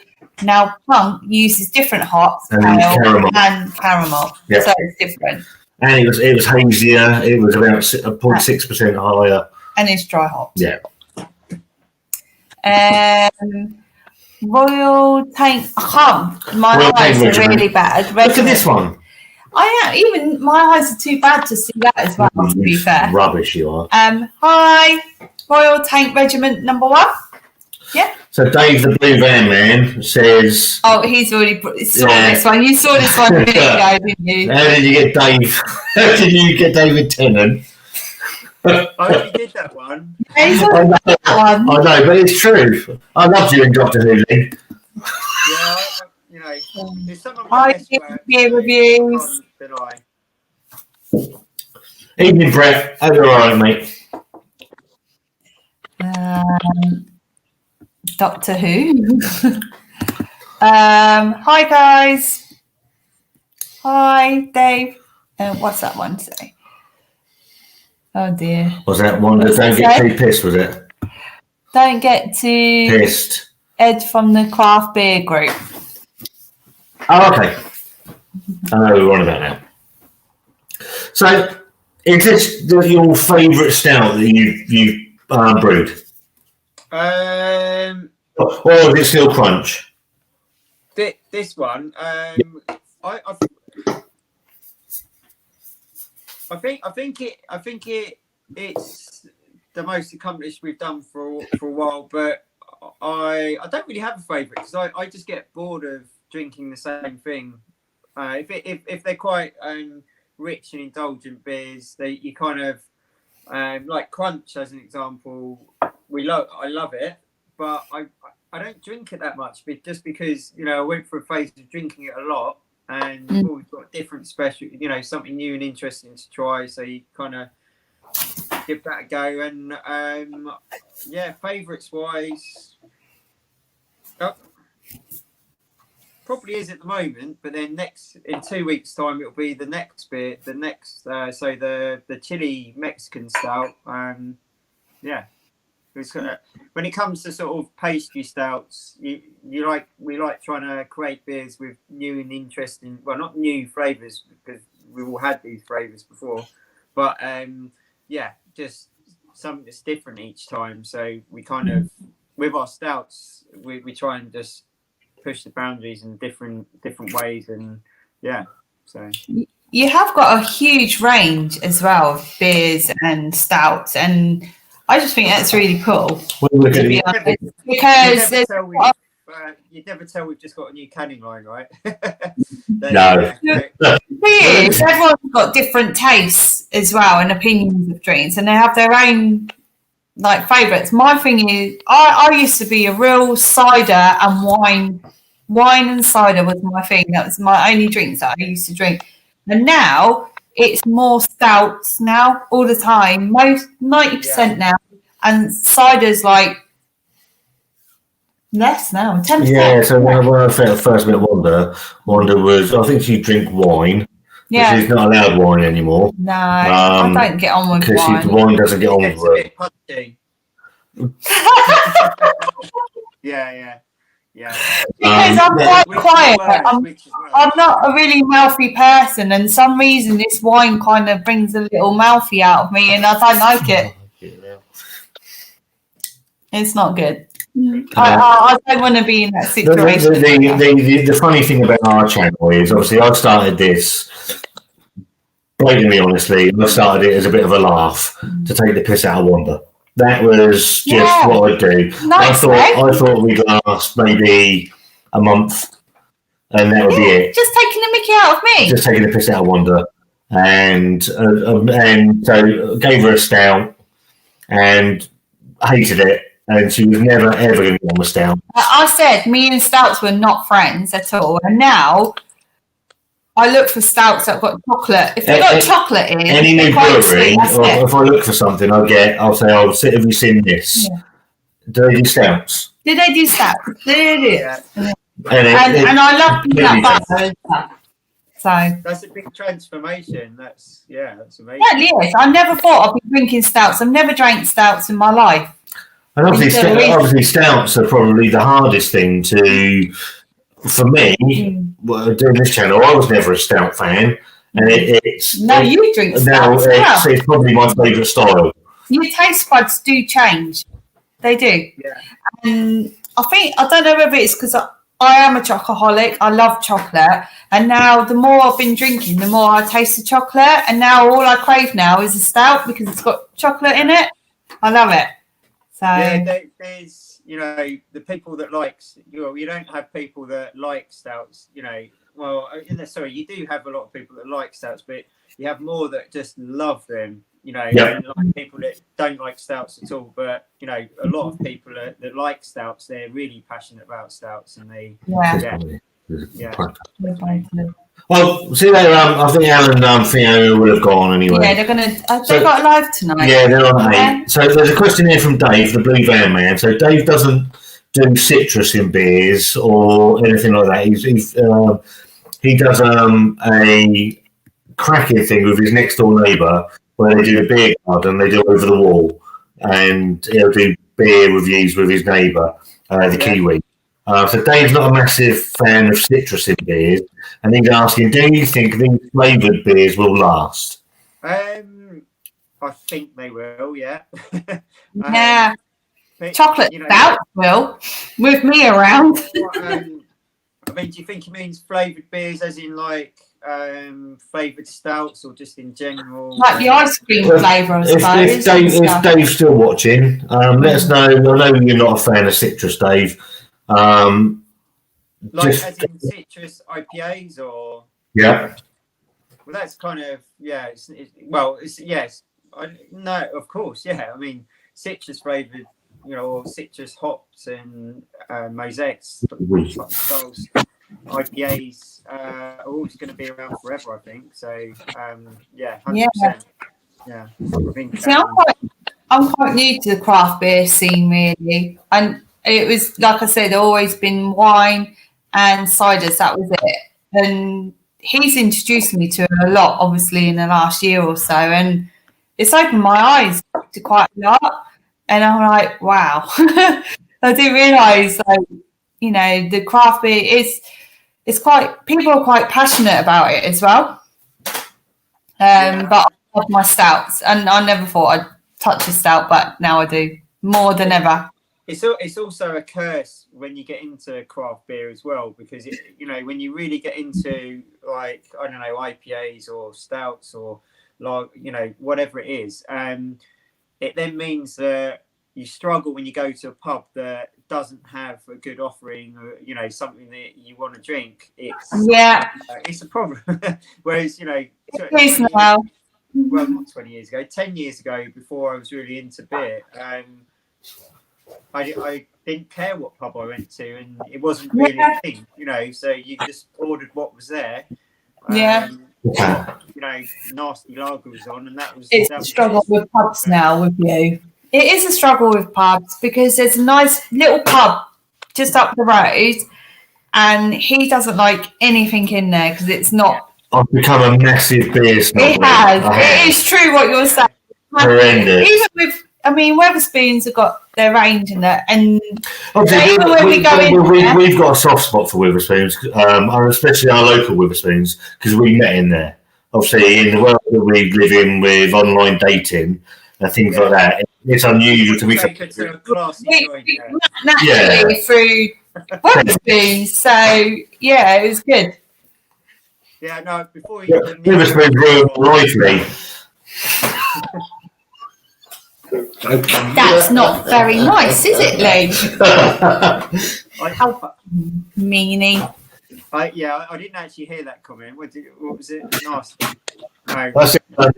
Wetherspoons ruined my life. Yeah, but no. Before you nicked off to the toilet or whatever you were doing, we were just saying, like, yeah, it's a curse being into craft beer and good beer, because now when you go to pubs and bars, you're not. Years ago, you weren't that worried. You just rocked up and drank whatever was there. Yeah. Now it's you're I'm not having that. I'm not having that. I'm not having that. Yeah. He's really fussy now. I'll call it a fussy drinker. We were in London, obviously, when Wanda was in Great Ormond Street with Leah, and there's 2 pubs within probably 100 metres of each other. One of them, I can walk in and get a Beavertown beer, which is, you know, it's all right. I can drink Beavertown, but because it's not rubbish. The pub was literally across the road. Or I can go that way and it's a Green King, and I'm like, well, I ain't gonna have anything I want. Oh, can we say hi to Tasty Tales, all the way from Netherlands? Good evening. Hi. Oh, sorry, what? I hope the Netherlands are keeping you well. Hi, guys. Oh, John says it's. Just stop. Yeah. We're not keeping you too long, are we? No. Sure. No. Yeah, I was just reading John's comment. Yeah, I mean, it's a tricky night tonight. It's our 12-year wedding anniversary, and I'm working on a pie chart of how much I love her. Oh, bless. We got an Xbox this year, so it's getting tricky. Say hi to Lydia for me, John. I'm hoping the Xbox. She's lovely. I'm hoping the Xbox has got the most of the pie chart, to be fair. 12 years. We've been together nearly 4 years, haven't we? I know, it's been a struggle, hasn't it? Yeah, we've not had. We have a lot of things thrown at us, but we've got through it. I think we've been tested well and truly. Well, we're getting married in March. Yeah. And we don't know what sort of form it can take, how many people can be there. Yeah. But we've said if it's just me and Wanda, we'll live stream it on YouTube. After this year, we just want something. Well, we did say about like the Zoom thing and to invite people to watch if they want to and do their own little thing at home to celebrate or something. But we just want something nice to look forward to because we've been through a horrendous time this year. And I just think we just need something nice now. So yeah. Even if it's just us as a family, doing our own little thing, then so be it. So, and we'll do a big celebration thing the following year in 21. In the first anniversary. 22 in the first anniversary, and do what we was meant to do, kind of thing, but in the evening. Yeah. I think. Yeah. I mean, fingers crossed for you guys that, it calms down by the end of the year, and then it could, who knows, but it could be. We just don't know, do we? The future's unpredictable. All I think is less people, less money. Oh, for God's sake, that's mean. Well, every cloud, as they say. If I was in your situation, I'd be thinking the same thing. Yeah. 30 people, great. Go. I think it's down to 15 now. Yeah, it's 15 now. Even better. Jeez, you can have 2 drinks each. Right. Well, that was the other thing. The other thing, when we went to the venue, so Dave, the Blue Van Man, who I think he's still in the chat, he did a visit to Portsmouth, and we're getting married in an old, it's like a relic. An old historic building. It's a historic building. It's called the Square Tower. The first thing I did when I walked in there, I went and looked in their fridge. It did. It actually did. There's me falling in love with everything because it was all old and rustic and that. And I'm like, oh my God, this is the place. He was more interested in what was at the bar. I'm not having any of that. I have to get my own in. Royal Tank Regiment 1 likes a caramel strew waffle. Lee. What's that? Lee, that's lovely. Oh, thanks, mate. Yeah. So people are in the chat. Yeah. Check these guys out and go and order some of that. Is John still on the chat? It's fantastic. Can you put the link on again for us if he doesn't mind? If John's still in the chat, or Simo, or whoever's about, Can you put Hammerton's link in for us, please, if you don't mind. Can't remember how. The booze doesn't come through at all now. It's super sweet. Obviously, the sweetness comes through. Very, very sweet. The booze, is not. It's we're happy with it. It's done good. Okay, friend of the channel. Yeah, hi guys. A little late to the party as I was on a WhatsApp beer date with my brother-in-law. Hope all is well. Yeah, we're all good. All good. Dave from Blue Van Man loves the stout beer. Right. So do I, Dave. I love stouts now. So for me, I've been converted. So for me, Lee, if you want to get your beers out and give them an audience, find the Blue Van Man on Instagram, Twitter, YouTube. He does a beer share with his next door neighbour. He's got a lot of subscribers, and he will get your stuff out there. So give Dave, hook up to Dave. I'll send you a reminder, and he should hopefully get you some business if you send him some business. We all need to help each other out in these times right now. I literally do. I'm a big proponent of that. As I said to you, I think it was offline before we started, that we as whatever you want to call us, fucking people in the street that are reviewing shit that we've got no idea about. We're all quick to take stuff, but we're not quick enough to give back, which is where we've got 1,000. We're on 1,000 subscribers, so we've got a little bit where we can give a little bit back with our community, and we want to be able to do that. We want to help people, especially in these times. We've been going through a rough time, and really for help. People helped us, and even coming to you guys on that one evening, just had a break from it all. That was really good for us.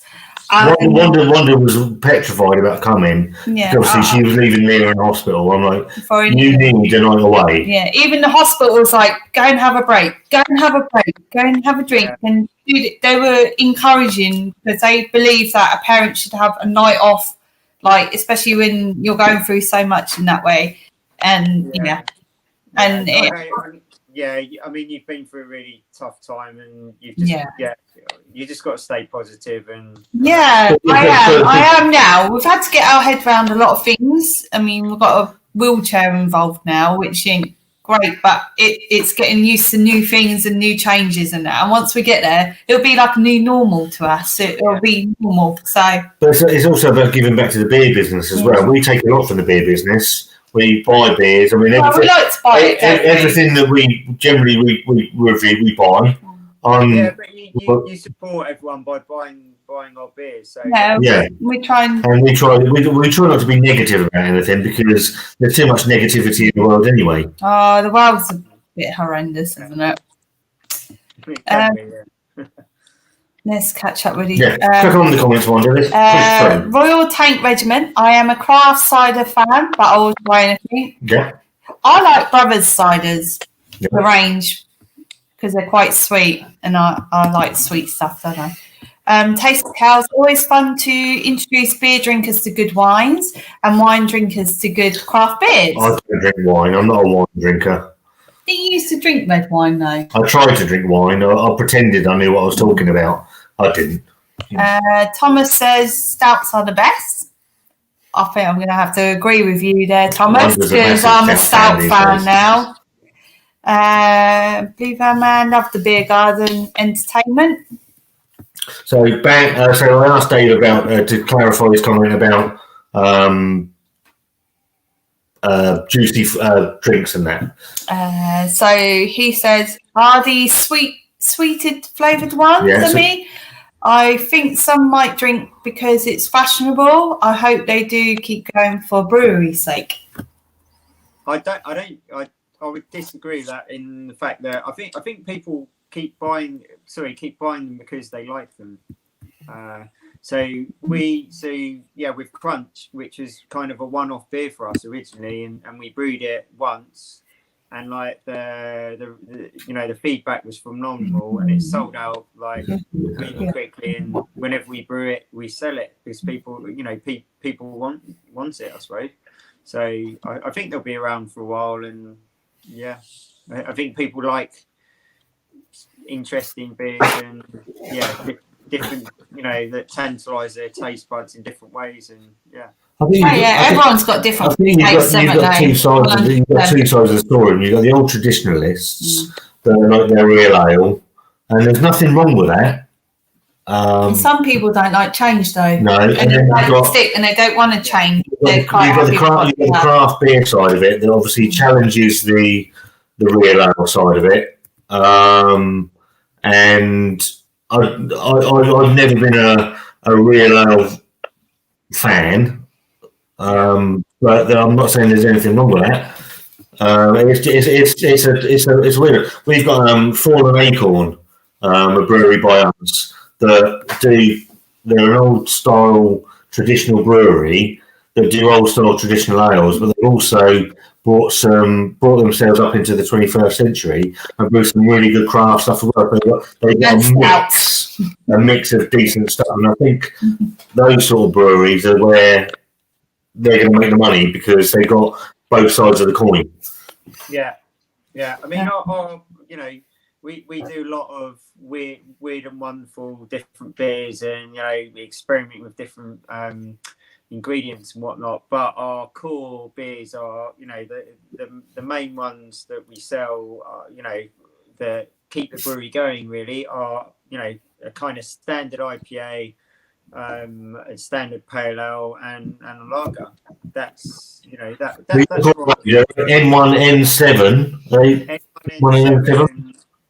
Our lager is called Islington, but that's kind of phasing out. We've got a new our Pilsner going to be around soon, and so they're our kind of bread and butter, and just everything else we do is kind of just stuff that we enjoy doing that keeps it interesting for everyone, I think. So, Don't stop the crunch. Massive crunch, man. No, I wasn't. But I was new. It was all new to me, to be fair. Beer snobbery.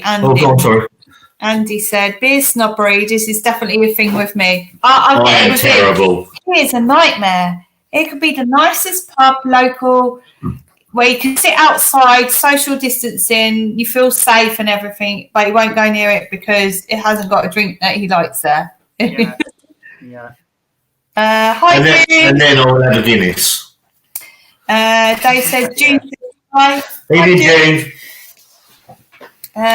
Royal Tank Regiment 1. I go to the same place time and time again. I think we all do. I think you'll get sucked into places that you like.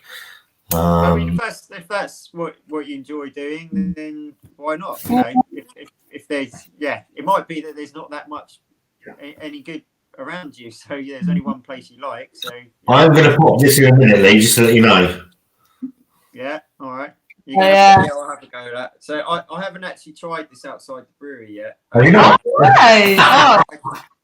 I've tried it in the tank, and we canned this a couple of days ago, and like I can't. So when you're canning, a lot of the time the lids, not a lot of the times, but every once in a while the lids don't go on, so they get done as reject. So yeah, I just tried it on the canning run.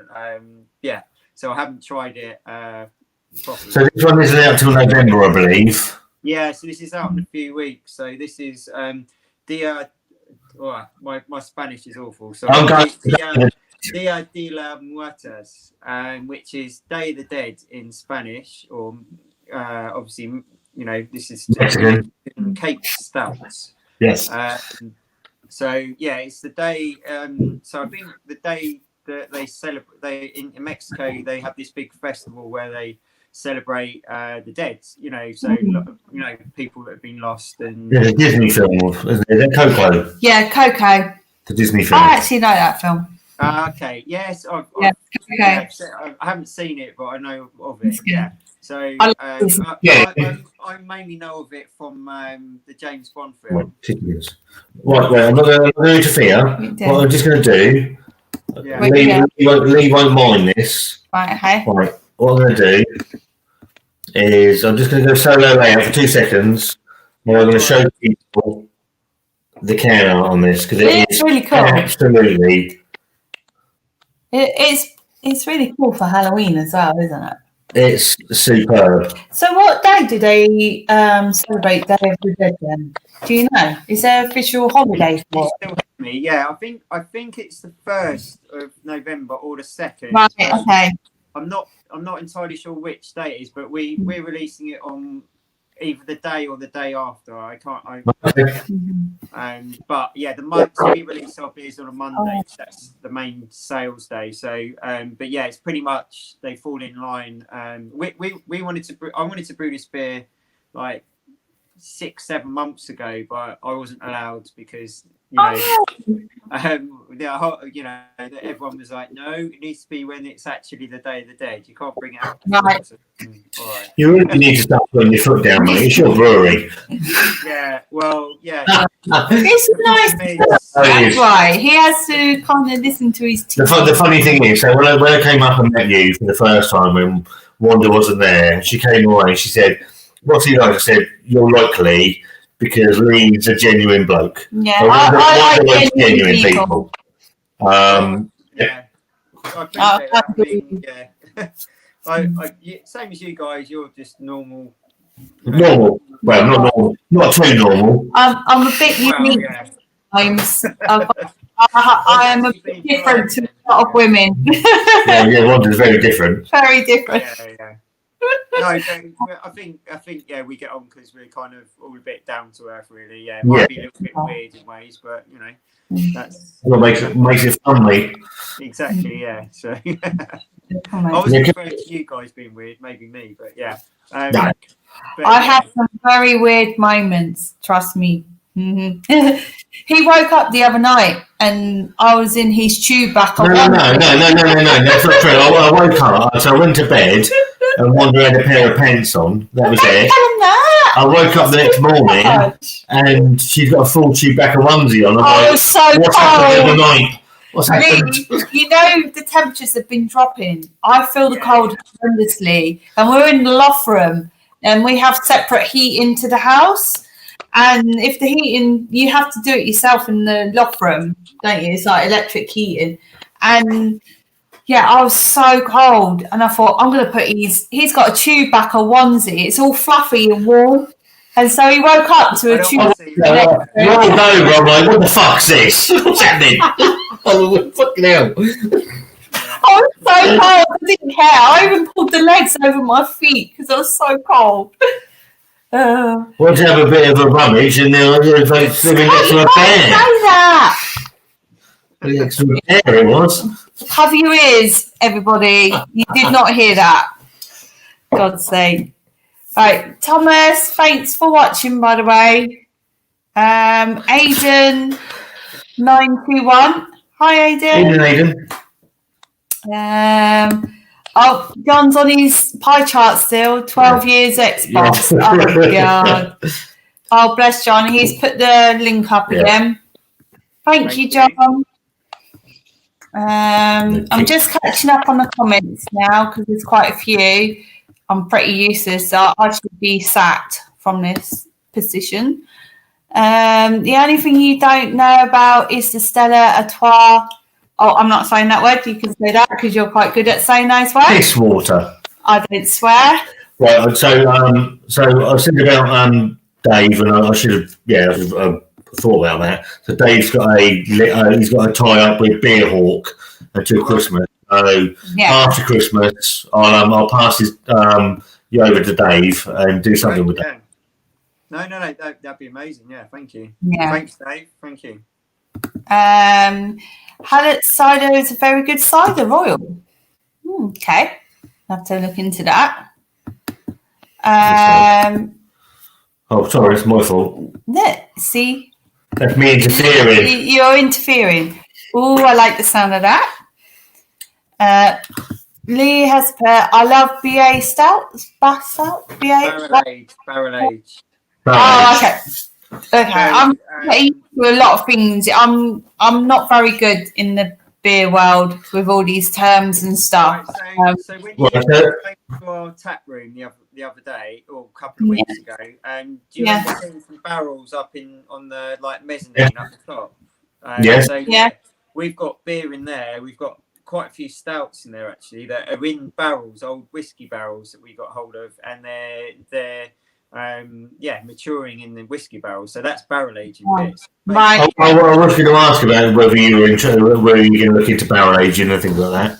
Yeah, we managed to get hold of some really, really good barrels from one of my friends actually. Like this old bourbon, had some really nice bourbon in them. As soon as they got empty, they got sent to us, and we filled them up over the over about 3 or 4 months, and they've been in there for we've forgotten about them mainly, but most of the beers have been in there for about a year. So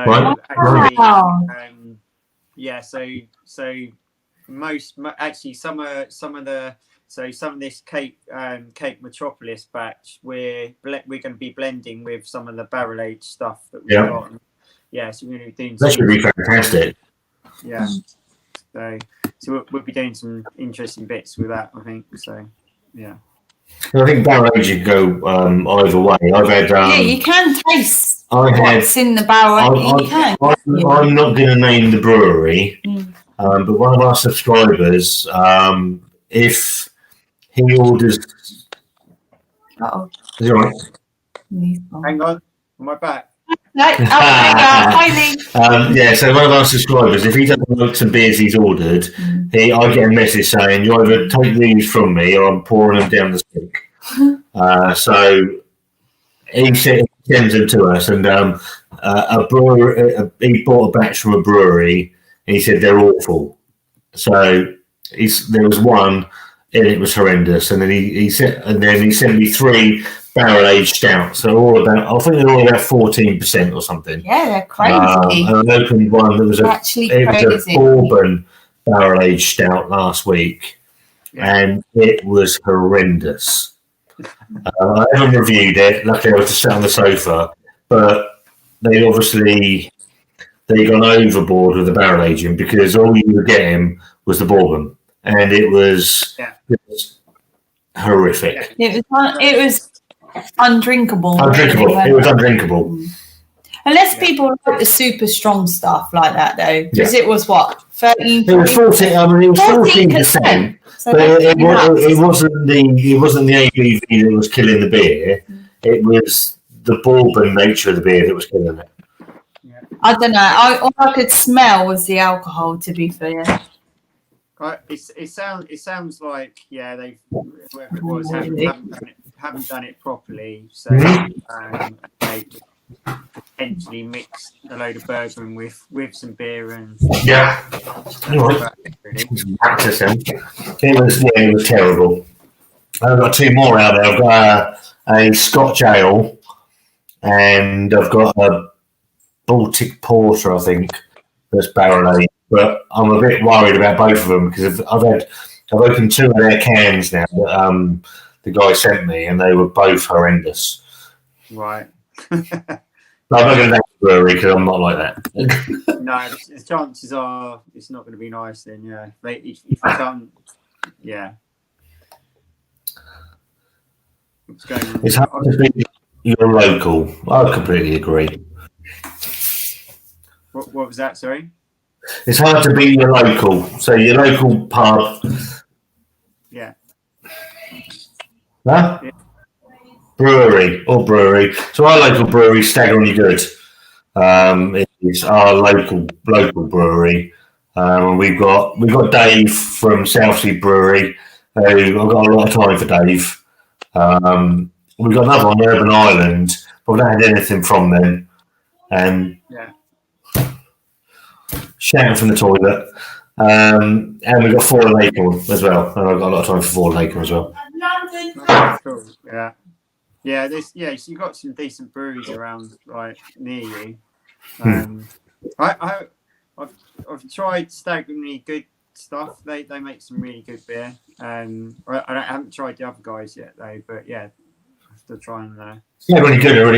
So they've upset Wanda this week. Her favourite drink ever is a chocolate stout called Cocodocus. Right, and she calls it her Cocodocus. It's her favourite beer. And I messaged Joe, the owner, about 5 weeks ago saying blah blah blah.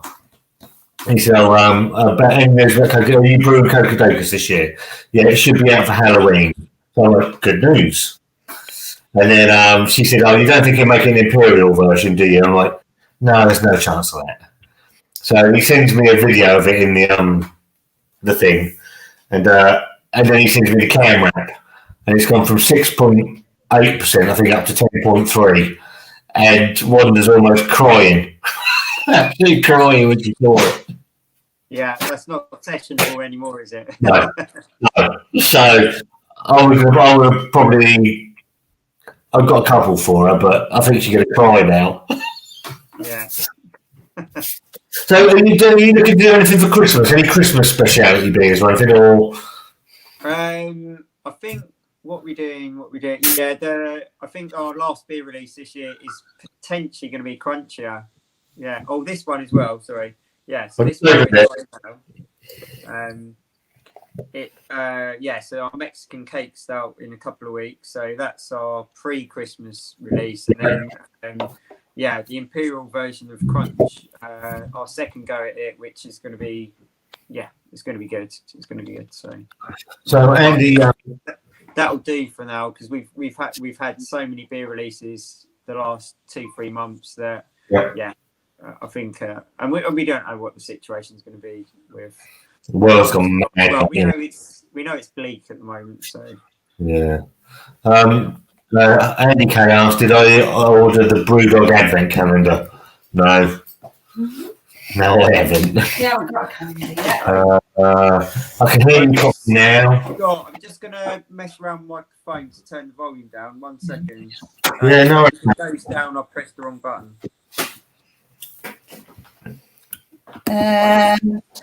Dave's put, as Oreo is the most things now, you thinking about putting Oreo in? An Oreo in a stout. Let's wait for Emily. Mm-hmm.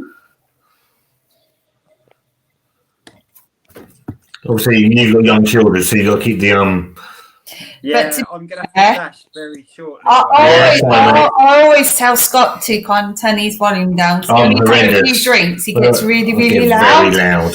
So I'm like, just turn it down. We appreciate your time, mate. So anything you gave us, we're very appreciative. Yeah. So I'll probably have to dash in about like 5 minutes for that. Yes. So, mind? So Dave's asked. Go on, Wanda, you asked. Right. Yeah. Oh, as Oreo is in most things now, you thinking about putting Oreo in a stout? No, I'm not. But I think I've seen an Oreo stout somewhere. Okay. Oh, Yeah, I haven't seen that yet. it's probably a bit too Americanized for me because it's not really, Oreos are quite American, so I don't. Yeah, they are. And you got to have it with milk as well. Not that I don't have issues with Americans, but it's not really. Oreos aren't really my thing, so I don't think we'll probably be doing one. But if there hasn't been one done, then yeah, I mean, it probably do quite well because people love them, right? So the Mexican cake stout. So I've just opened this one. And you can order it online from Monday. No. This one's available in December. Oh, it's the cake metropolis, isn't it? That's on Monday. Yeah. So I'll give that over to Wanda. Mm-hmm. No, there's a nice chocolate and more. No. I was just going to say to you actually, it's very subtle. The chili side of it, yeah. You get a little bit of a small. There's a chili there, but it's massive. Yeah. But your tingle to you is a lot to me. I'll try it. That's genuinely. Lee's absolutely right. It is really, really subtle. It's not picking up massively. You might get it more than us, but I can't really taste it. It's really you get a little bit, tiny tingle, a little bit on my tongue. It's not. It's not horrendous. So when you think it's terrible for me. We spoke a lot about what levels of chili we want to put in, and so both me and my head brewer, we like spicy foods. I probably like it a little bit spicier than he does. So because I love curries. My wife Karina, who runs Brewer with me as well, she's from Peru, and everything they do is with spice, and we love spice stuff. But the whole, I want, we always want to produce beers that everyone can drink, and if chili's very much a difficult one to deal with, so we wanted to just have a light little bit of spice into a chocolate stout, and so I think the more you drink it, you kind of you get the spice, and it adds, you can taste the chili more than you feel it, if that makes sense. So it's not burning, but you can get that sort of subtle sort of chili flavor, but the spice isn't there, and that's kind of how we wanted it, because we don't want a beer where people just drink it and go, that's too spicy, and or have an anxiety attack like I would. There's nothing worse when you drink a beer and all you get is the spice afterwards. I don't mind which is easy. Feeling I get. Which is easy. We've experimented like with this beer quite a lot, and you can chuck loads of chili in it, and it's a spicy like chocolate beer, but it's chocolate, loads of chocolate, a little bit of spice in all the way through, but nothing. It's massive. Not like huge. It's lovely. Yeah. No, thanks. I'm glad you like it. So it's exactly that. It's just a little bit of chili that you can kind of you get a bit of a back bite on it, and you kind of you can get the taste of it, but it's not going to overpower the beer, and make you can drink through it, and it's you can read that now. You can read John's comment now. Okay. Phew, finished making the card. She's lost 6% to Xbox on last year's anniversary. Hope she takes it well. Do you know what? It's probably competition with me and craft beer with Scott, to be honest. No, there's no competition. Craft beer wins hands down. That's why. So where you're saying about Xbox, John, it'll be craft beer with Scott. Yeah.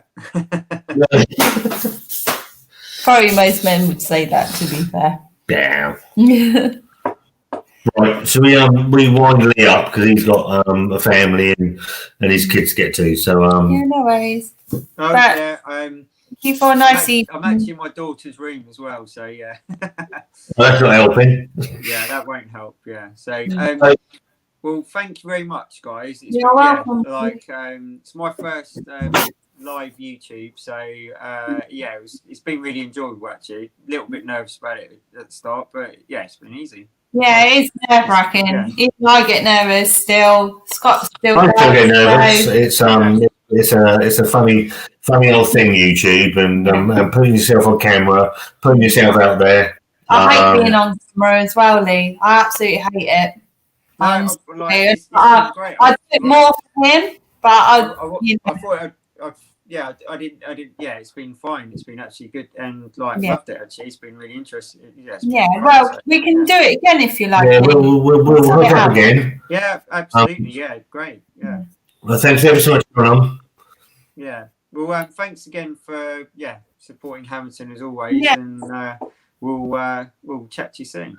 Yeah. All the people in the comments, thanks ever so much for watching. Yeah, Go and give Lee and his brewery some love. yeah. Go and order some beers from them, and we will catch you all. Reasonable prices. Really good well. prices, Really good prices. and we'll see you all really soon.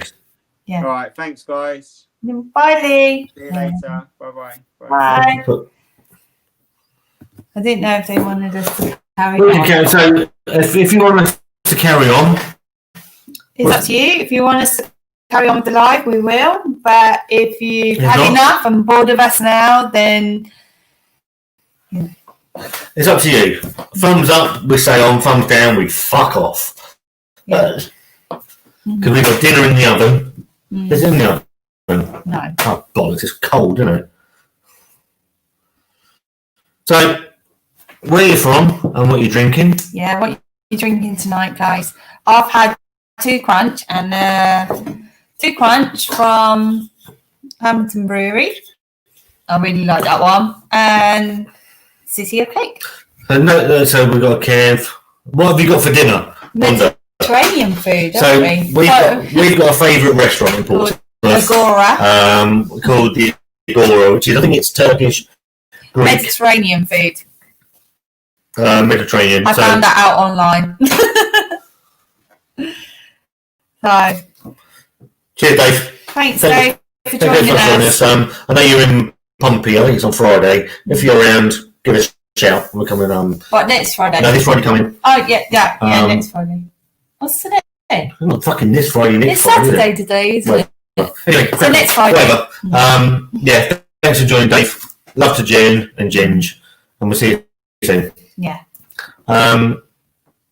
Eclipse Brewing. Hey, Greg. Hi. You can do the comments. You're the comments person. Hang on, I got a bit lost. So, That's a will big. you stop doing that? That's a big fart, wasn't it? Yes, it was. Did you get that? No, you didn't. I get that. You guys don't. I do. I'm lost now. Where are we? KFC. What have you? Oh, we're on Mark, who has Mediterranean food. I've got moussaka, and I had hummus and stuff. But it's like homemade hummus, and it is yummy, absolutely yummy. And I've got a mixed grill. Mixed grill with lamb, chicken kebab, and something else kebab. Yeah. It's lovely. Yeah, I enjoy this, but got work in the morning. That's understandable. Cheers, Dave. Thank you for joining us anyway. Yeah, thank you. Hi, Eclipse Brewing. Oh, where are they? Where are you guys from? Eclipse. So let's know where you're from. Yeah, who are you guys? What drinks do you do? I love stouts. He likes the West Coast IPAs. But he's on this lovely Day of the Dead from Hammerton. It's not released till November. So really, that's lovely. And I've got another can of that. Yeah. And Dave said he'll try and hook up Scott. Yeah, cheers. Good to see you. Yeah. Barry says, I'll stick about for another bit on my 4th pint. Have we had that? I think we need to promote. Promote. We need to promote our Halloween. Oh yeah. Halloween live that we're going to do. We wanted some nice things to look forward to because it's been a horrendous year for everybody, but it's been a real tough time for us. What are you doing now? We just want some fun things to take our mind off things and enjoy things a bit more. So we're doing a Halloween Oktoberfest. Scott, What? are you okay there? Caught on the door. He's hurt himself. Are you alright? Yeah. So we're doing a Halloween Oktoberfest. Is it on the Wednesday, Scott? Yeah. Before Halloween, we're doing a live Oktoberfest, but Halloween style. We're going to dress up all spooky, and if you guys want to join us, it's up to you guys. And you can dress up, send a picture if you like, and we'll show you guys what you dress up as. And yeah, come and join us if you want to. It's up to you. We're going to have a few drinks, trying to get some Halloween drinks in as well. And some Halloween beers and some Oktoberfest beers, aren't we? It's a crossover, isn't it? It's kind of a cross thing. We've just thought we need something fun to look forward to because it's been a horrendous time for us recently. Yeah. So, yeah. If you guys want to join us. And German Oktoberfest and Halloween party. It's like a half Halloween, half Oktoberfest, isn't it? Well, yeah. I'm going to be a spooky Oktoberfest person and you're going to be a not spooky Oktoberfest guy, I suppose.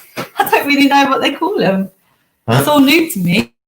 So Wanda's dressing up as the Oktoberfest woman with the beer things, the plaits in the hair. Yeah, but a spooky version, nothing I'm else. dressing up as, I don't fucking know what I'm dressing up as. Don't know. It's funny. We bought some bits, so it's quite funny. We needed some fun. We needed something nice to look forward to. So Yeah. Oh no! What's happened with John? That's me farting on the fucking Yeah, John. Seriously, I have to open the window at night time in the end. bit rude. It actually wakes me up. Nice. Are you a vegetarian? No, but I do like my vegetables. I do like vegetarian food, but I'm not. Yeah, I do like chicken and things like that, and I like my meat. You like me? No, we're not even going there. Okay, now I'm not saying Will you anything. behave yourself? We are alive right now. You've got to be good. I didn't say anything. You said it, not me.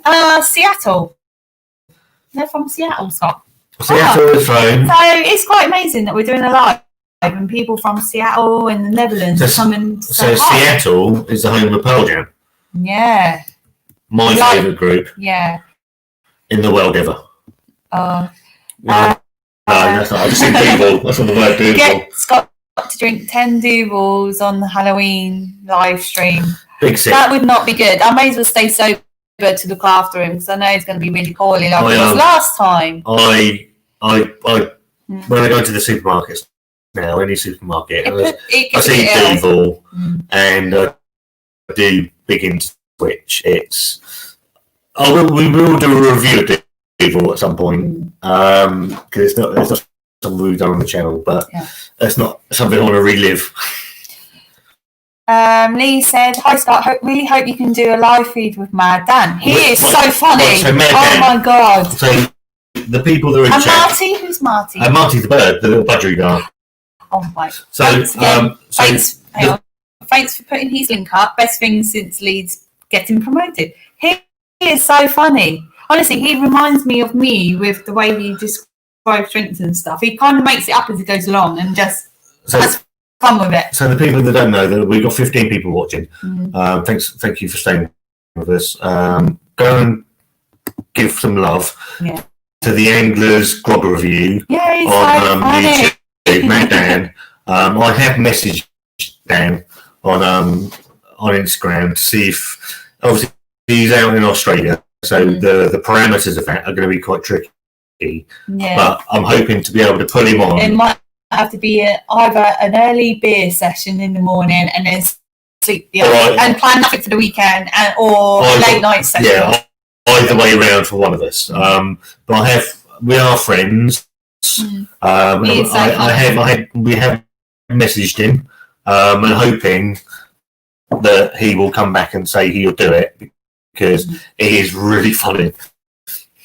So what are you guys drinking tonight? Mark's put Lidl done great Oktoberfest beer this year. So Lidl, I think next week. Is it next week? Do you think we need to pick up some drinks? 2 seconds. Lidl next week. I've got a beer festival. Another one of their turnarounds where they get the beers in. Right. So next week or the week after. Okay. They've got another one of their turnarounds, their beer festivals. Okay. So we'll see what comes our way from that lot. Yeah.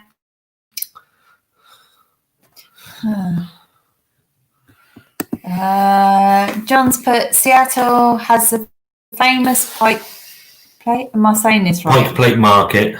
Wasn't created to showcase the fish fryers or to scare the heck out of little kids with lurching monkfish. So the only thing I know about Seattle, which is on the northwest coast of America, is one of the so Seattle, Washington, and it's the home to Nirvana, Pearl Jam, Soundgarden, the rock music, Alice in Chains, basically all of the groups I grew up with, and the only one that's actually left now is Pearl Jam.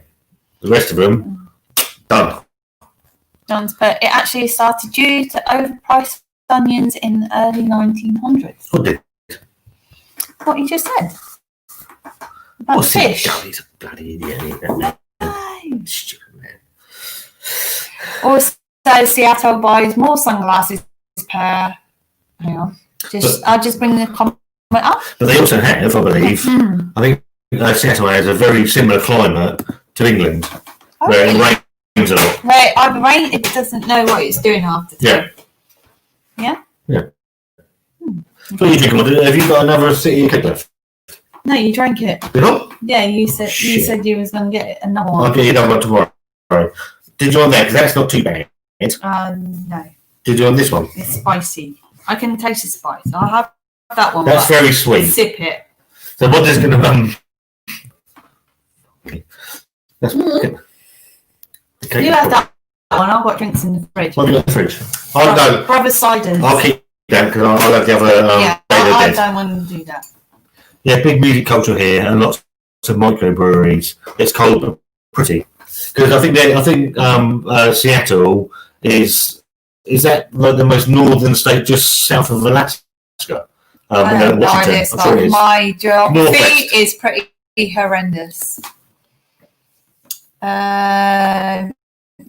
Eclipse Brewing says, big music culture here and lots of microbreweries, and it's cold but pretty. I have heard that. Yeah. I'd love to go to Seattle. I like being warm, but if I see lights and snow and things, I love it. And fireplaces, it's like my thing. Dim lighting, that's my thing. So yeah. So who have we got on the live tonight anyway? Yeah, who's in? Who's in? Say hello. Say hello. We've got 15 people watching. Hello, Lee. That's the same with us now. Yeah, and thank you to John for helping us out with being the moderator and and just being our friend, really. Yeah, and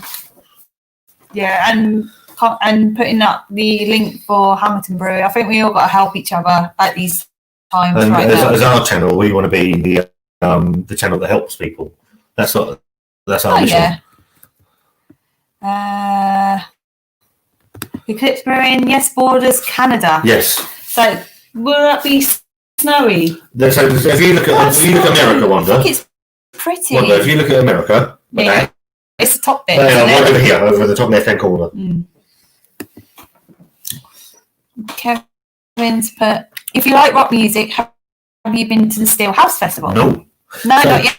Where is that anyway? Where is the Steel House Festival, Kevin? So I've got two favourite groups ever. Pearl Jam and the Wild Hearts, and I brought you along on my journey. Yes. We've got a lot of special things with the Pearl Jam. We follow Pearl Jam. Yeah, we like Pearl Jam. There's a few songs that I relate to as well. And we followed the tribute band called Pearl Jam Mum. It's got an extra M on it. And Scott actually proposed to me at one of their gigs where there was 600 people, and he got me up on stage and he got down on one knee and proposed to me in front of all of them. And it was pretty special because it was the band that we both enjoy watching and we go and see. I've always wanted to do gigs, not done it before until I met Scott. I've always wanted to do it, and he'd done it with me, and it's lots of special things. So it's pretty amazing. Yeah.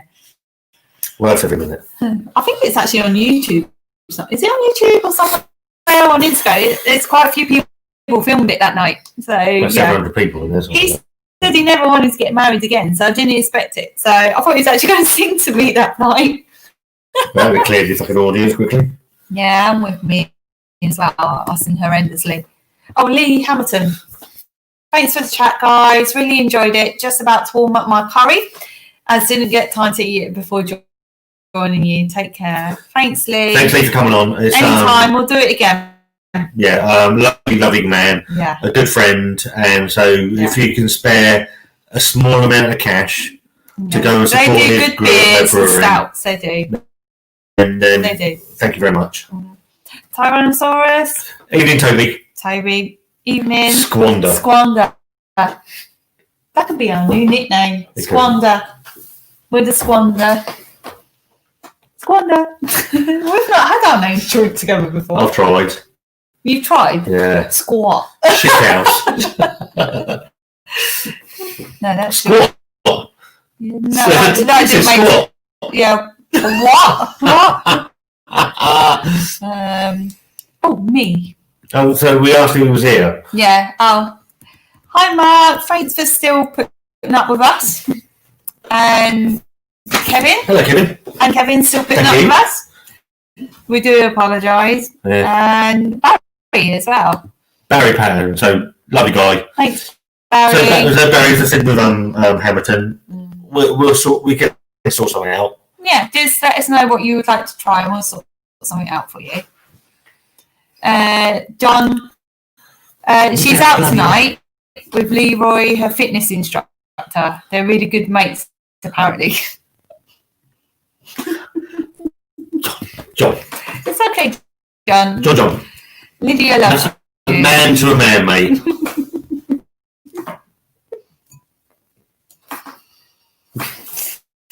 Good. Will you stop that? I'll put it your way. I'm going to put a plug in it in a minute. That really smells.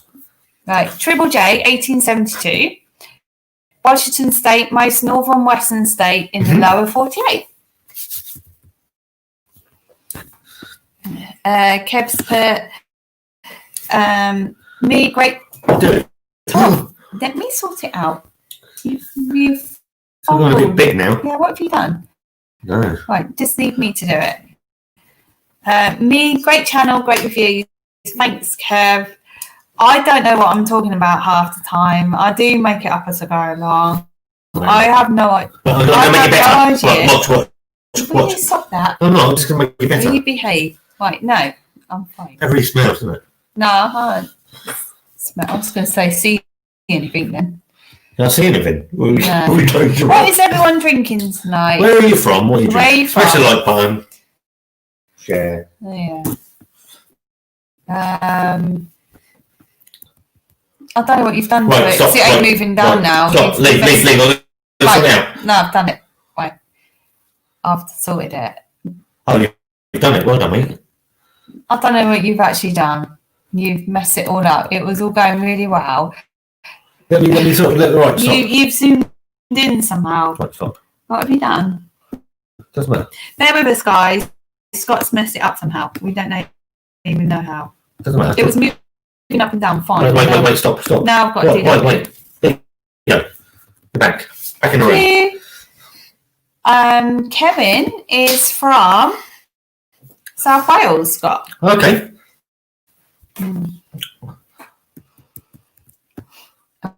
Oh, God. How are things in South Wales, Kev?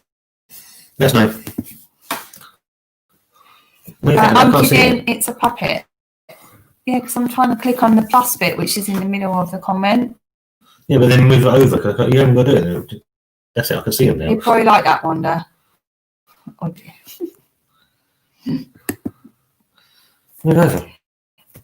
I can't see I them. can read it. Yeah, but I cannot see them. Nice chatting with you. I'm off to the pumpkin farm. My kids. Do you know Oh, what? fantastic. Brilliant.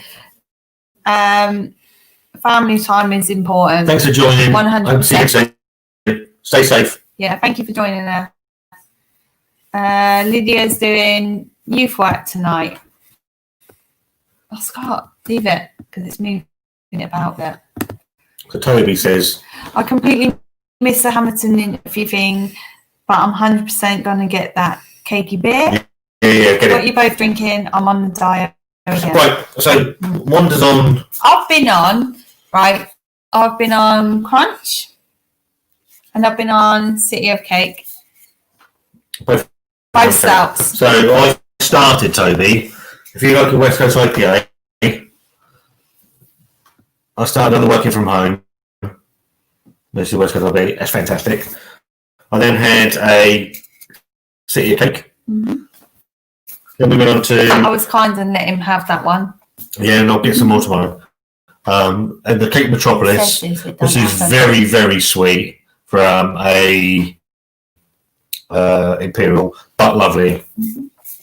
And then we've got a beer that's not available until November the 2nd from Hammerton, and it's the Day of the Dead, which is a Mexican state cake stout, 5.8%, with very subtle chili, but really, really nice. Yeah, even I can cope with it, and I don't like chili stuff, do I? Nope. Scott, look at one that she really wants a Leroy fit. She does. She needs a Leroy in her life. No, I'm quite happy with my Scott, thank you. Although I do need like some fitness stuff going on. You need a Leroy, apparently. Oh. Yeah, I think life overtakes sometimes, so you can get into exercise and stuff, though, isn't it? Mm. And we enjoy life. We enjoy our So, food. well, we enjoy having a drink as well. So we've both been fitness freaks. Before we met, I was 11 stone. You were trying to get rid of your baby bump. Yeah, it didn't happen. I did absolutely everything every day, and it still didn't happen. And it's boring. It's boring. And now we're enjoying life. And now we're us, aren't we? Yeah. You like us, you don't like something. I don't give a shit. I love him how he is, and he loves me how I am. And that's what he says. Of course I do. That's horrible. I love you, every part of you. Mark's on the water only tonight. Had a few last night at Stone Crow's pub. Yeah. Simon. So you had a bit too much last night then. Simon's a great bloke. I'm very good friends with Simon. He's been a great help to our channel. So much love to Simon now. Barry said, did you say Wild Hearts? They were the first proper live band I've ever seen live. Supporting the AC/DC. Is that before they went missing and ended up on the plane and they can't So they were due to support AC/DC in America. I think they lasted a few days before drugs and everything else took over.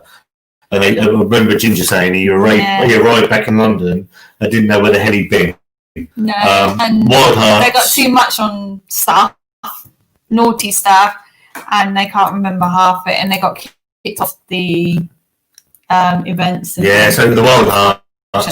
Listen to them in the car. I think that's how I got it. I actually met. It was 3 years ago. We saw Ginger live in Winchester. No, it wasn't. It was in Southampton. And we were at a gig of his, and Wanda knew that I've loved Ginger for years. Yeah. And she went up to him. I was a bit scared though because he's quite.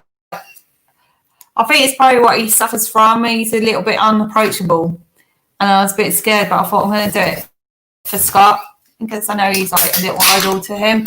And I said, look, please, can you have a fight over with my partner because he's going through such a horrendous time right now, and it will make his day. And he agreed to it. Not much conversation, and he had a photo of you, shook your hand, and then moved on. But he done that still, even though I think he suffers a lot from depression and stuff. Ginger from Wild Hearts probably I don't know, 14 people watching. The most prolific songwriter in Britain that probably 90% of the population have never heard of. He's one of his songs got banned because it was all about how people deal with depression, like the diagnosis. Yeah, and they banned it, which is really sad, really, because it didn't deserve to be banned. It's about mental health and how there should be more help and things, and it got banned for that. Well, we put the post up last week about mental health, didn't we? So Nick from All Hail Yale, we know this. We've been there. Tagged us in a video saying about mental health. Mental health is real. I'm completely honest enough to say, until I went through divorce, I thought mental health issues were a load of bollocks. But indeed, I've been close to wanting to kill myself. I've been there, I've done that, and until you're at that point, you don't realise. Yeah, you don't realise. Yeah, how much life can drag you down sometimes. So what nights are you live? What nights are we live? Well, we kind of just. I don't know. We don't do a great deal. This is the first time you've been live for a long time. A lot of things have been going on. The one we did with Lords. We were discussing this earlier. We've got one coming up on the 28th. And we're gonna do like a Christmas live as well, and like have everyone dressed up Christmassy, have Christmas fun, Christmas drinks or whatever. We're gonna do a quiz.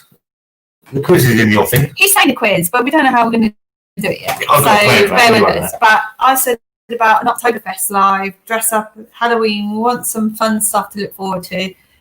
And we said about a Christmas live as well. And but we don't do a particular one night a week of doing lives. I mean, there's lots of other beer tubers that do that as well, so we don't want to encroach on their time. We don't want to step on anybody's toes.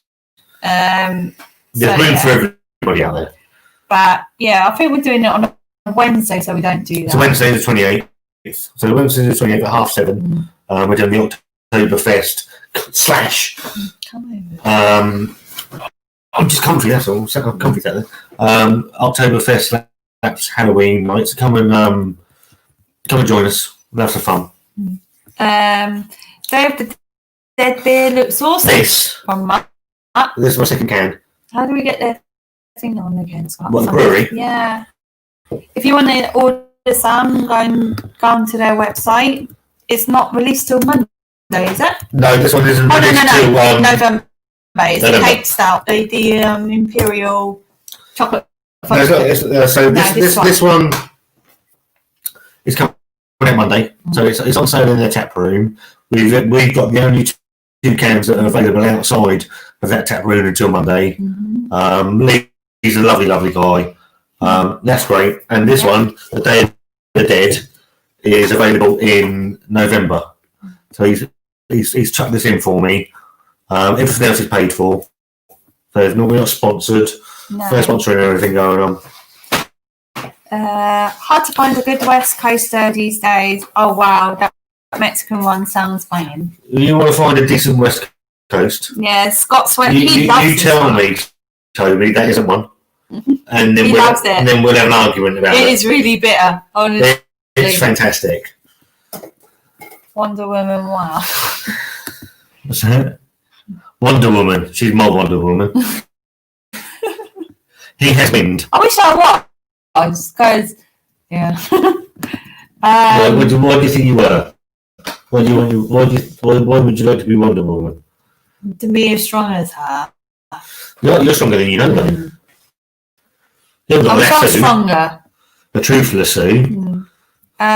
He has wind. Yeah, he certainly does, John. Seriously, full of hot air.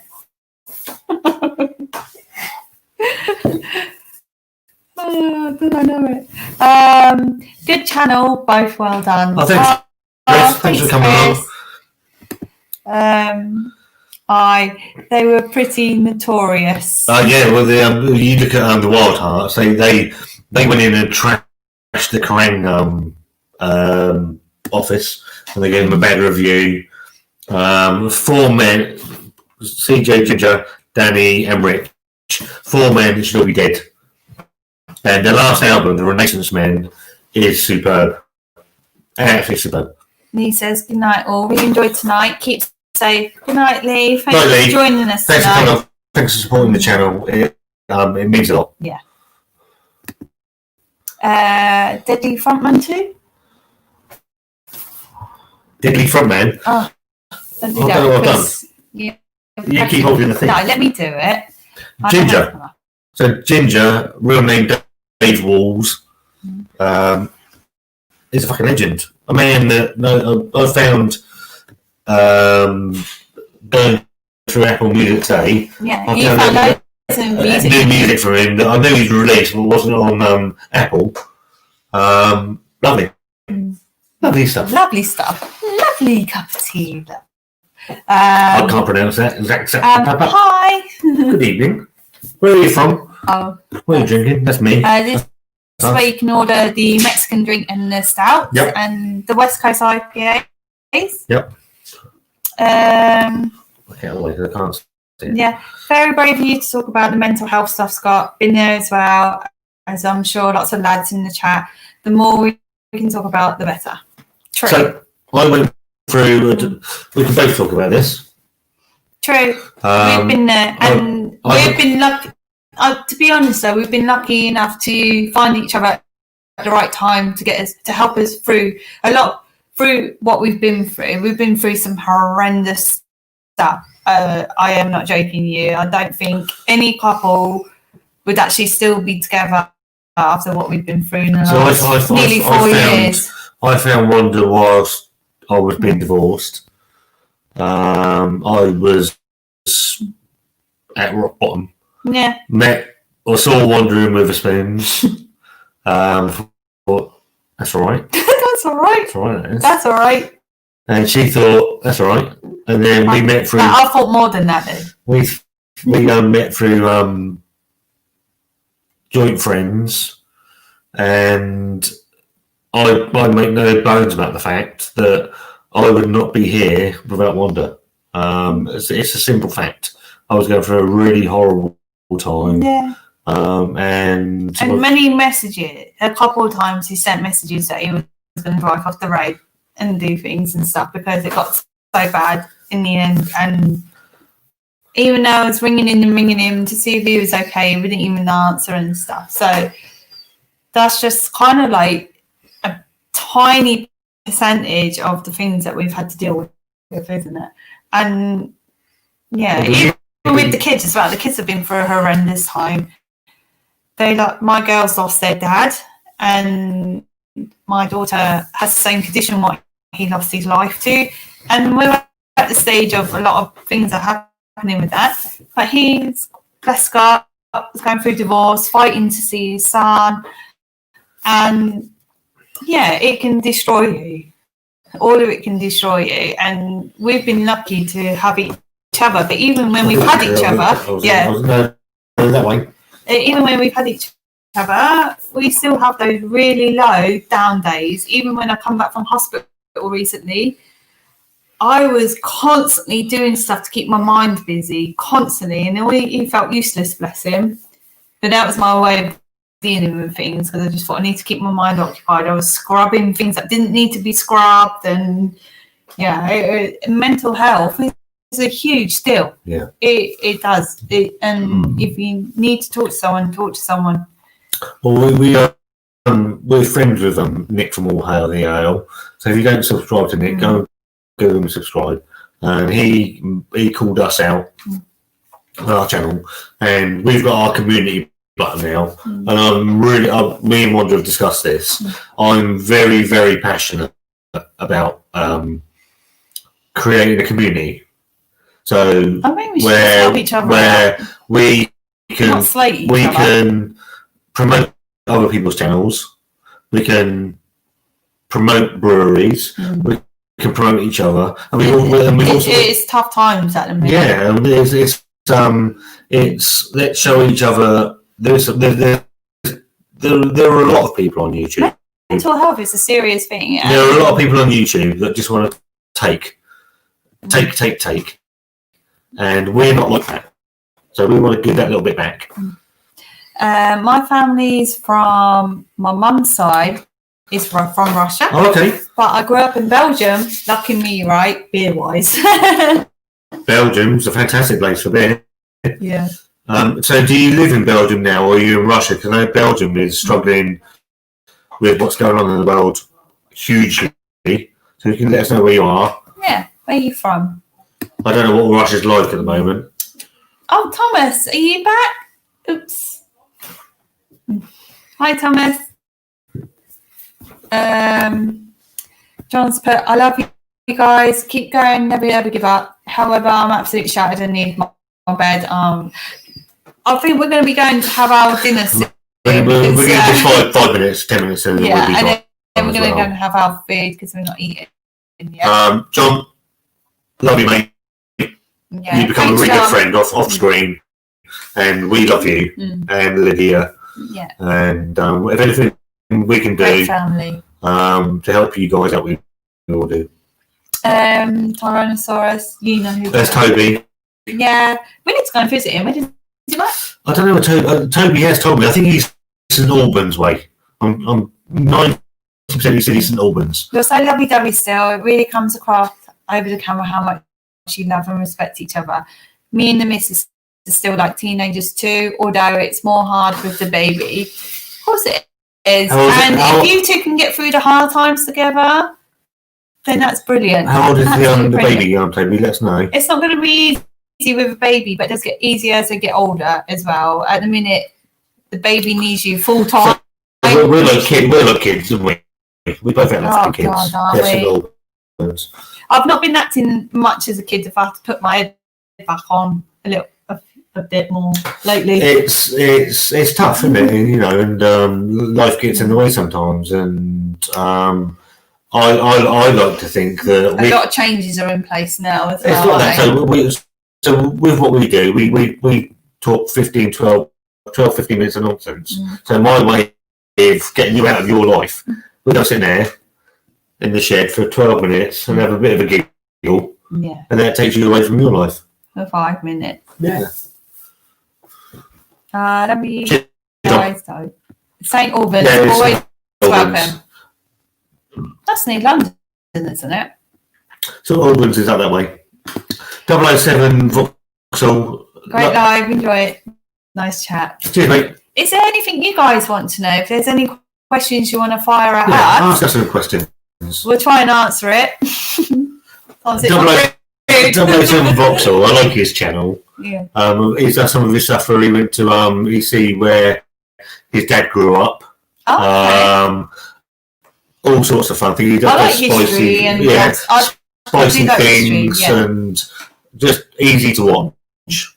If you guys got any questions for us, just maybe we should do Ask Not and Wonder Anything live. God, that might not be a good idea. No, I don't think it will. There's some crazy people out there. So, how did I get that swing so big? So it's all gone funny. I don't really know. Don't mess about with it because you've done it all weird. Look at me. I'm born in Belgium. Yeah, so I identify as Belgian. I do visit my grandma and grandfather, my mum's dad and father. Really? Oh, okay. So Belgium, you're getting some of the best beer in the world. So what's your name? We do apologise. I don't know how you pronounce it. No. I'm pretty useless at pronouncing names. My English is terrible. Absolutely terrible. Do you got any questions for us? Then we'll answer anything, won't we? Wow. My pants are... my pants. Oh, for God's sake. They're great. Many thanks, Foxall. Do you have to go to favourite top 3 beers since you've been reviewing? Right.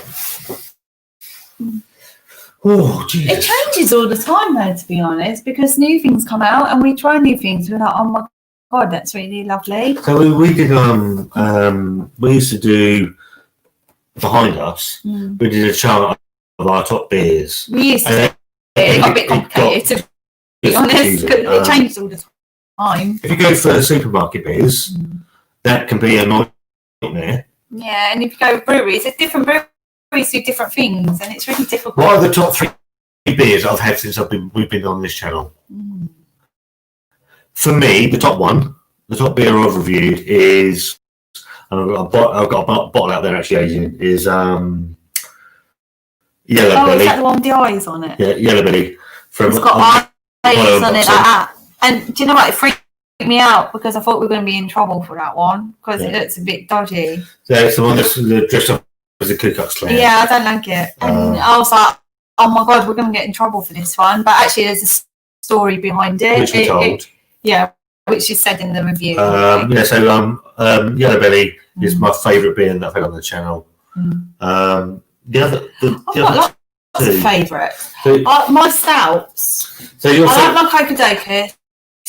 I like the crunch from Just 2 seconds. I noticed that Toby's in the chat here. So obviously Toby knows about Tyrannosaurus. Knows about Second Really Good. They did the Coca-Cola last year. Yeah.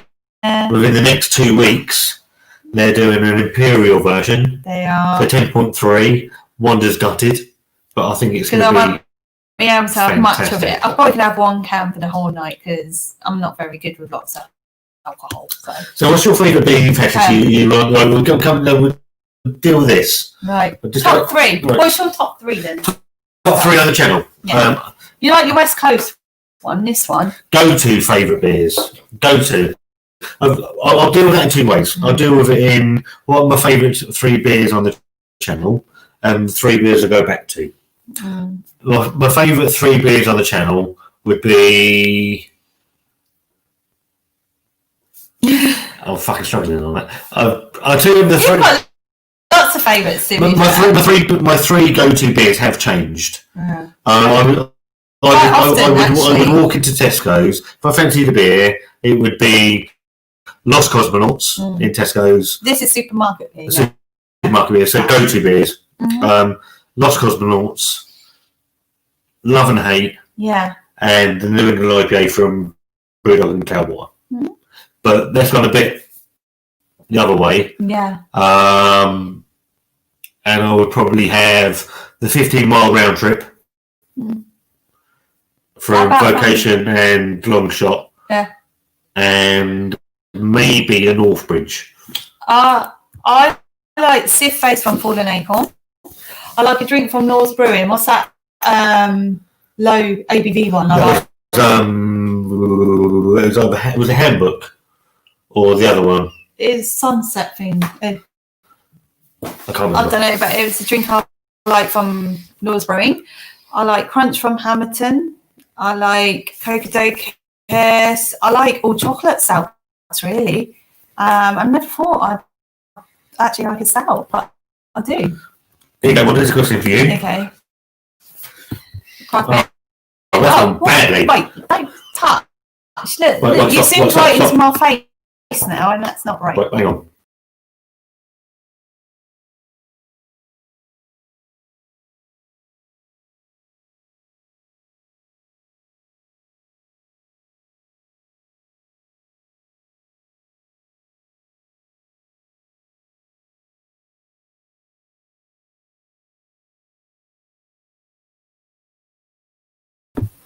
That's my fault. Right, leave me to do it. I don't know what you've done because it's not moving up now. No, we'll do. Wait, hang on.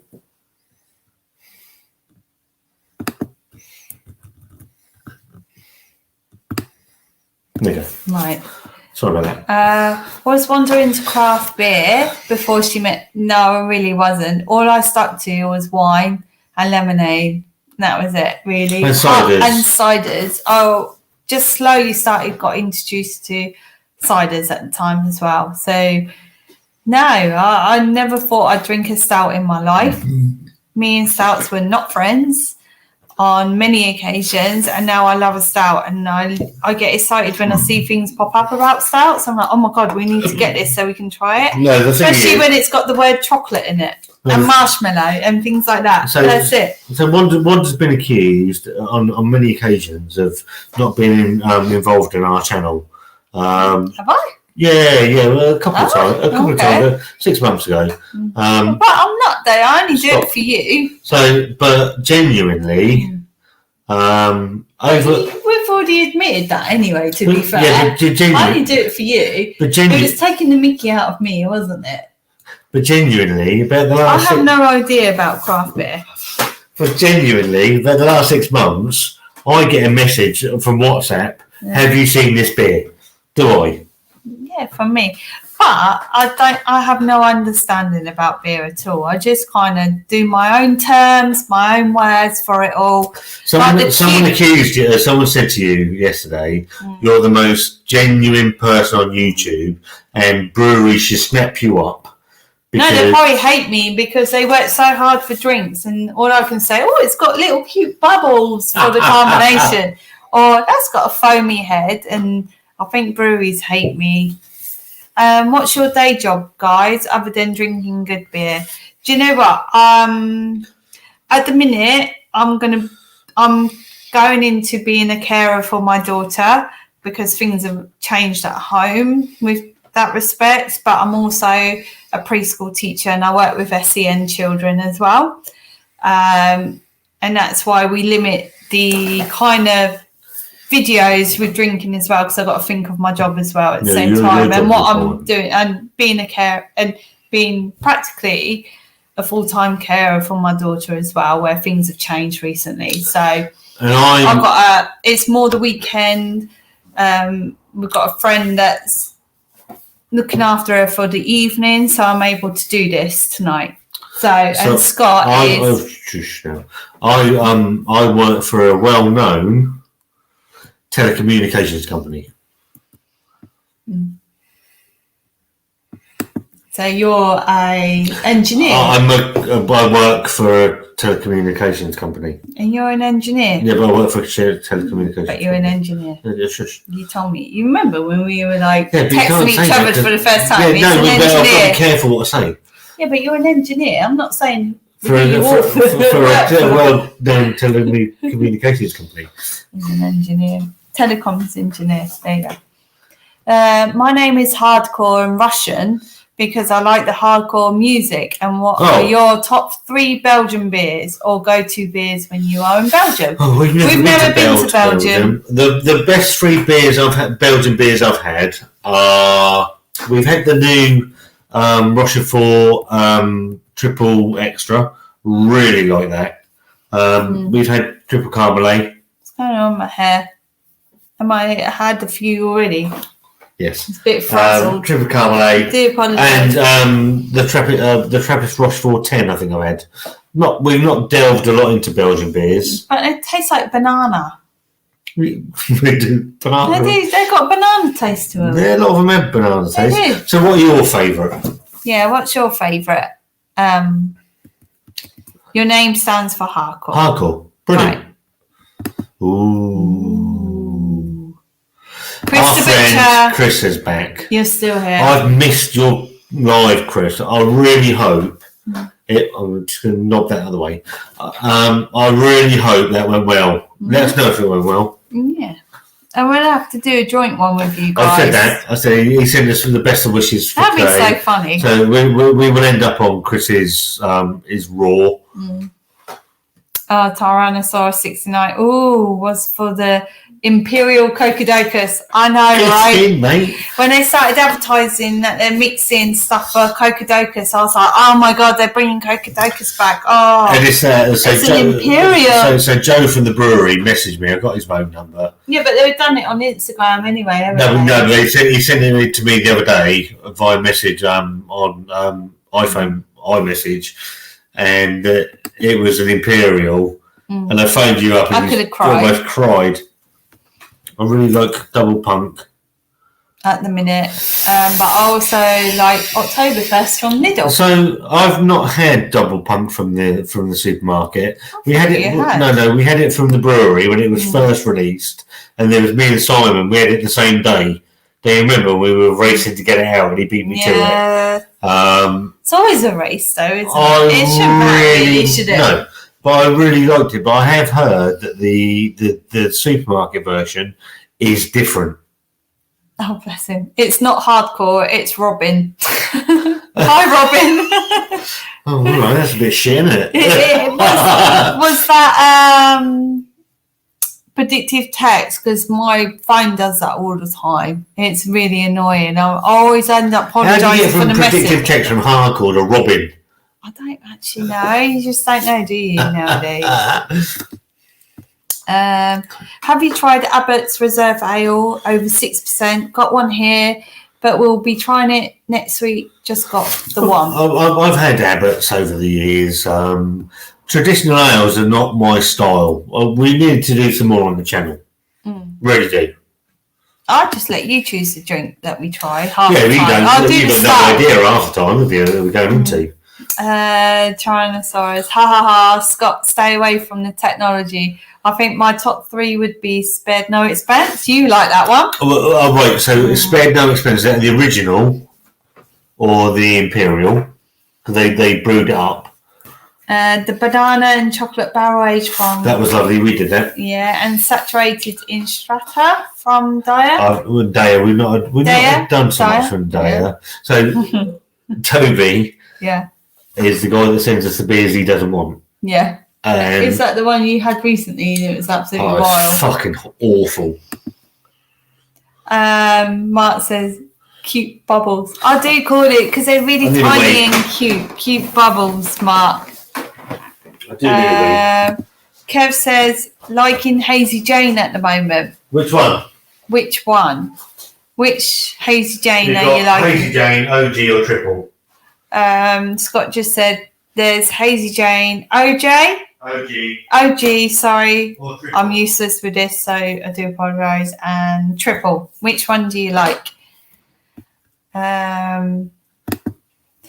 Mark says, I got a double punk directly from Brewdog, a 330ml can. Seems good to go. Not tried it from the supermarket, to be honest. Scott.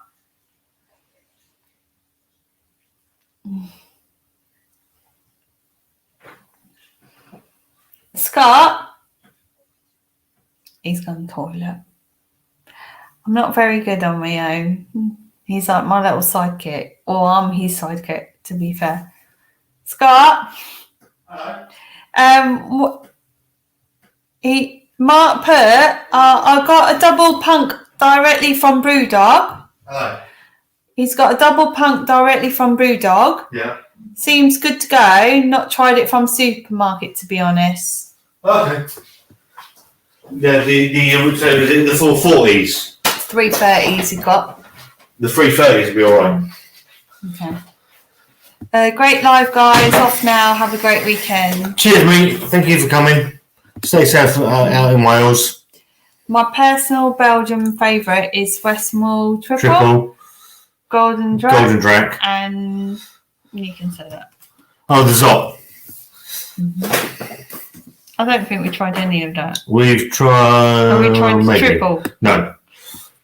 Andy K says, Scott, do you think that the double punk that will be in my advent calendar is different to the supermarket version?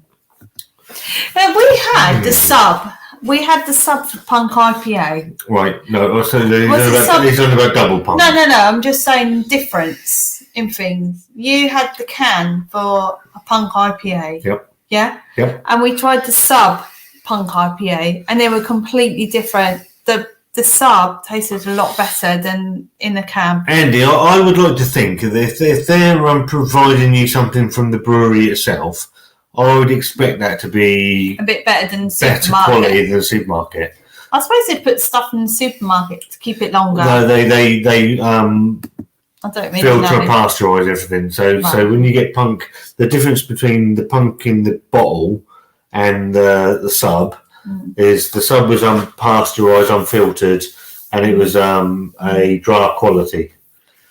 China said, haha, yeah, I send you the stuff I don't like. Although the Glyphon barrel aged stuff is rated really highly on Untappd. Really? Fuck that. I keep meaning to send you the beer I do like, but then I drink it. Well, fair enough. But right. But I actually just sniffed one of the drinks. That was a barrel age. Oh, we said it on earlier. Smelled horrific. With Lee. the barrel-aged bourbon stout was, I didn't mention the brewery, but it was horrendous. Oh, nice. But it wasn't as bad as their pina colada stout that smelled and tasted like sick.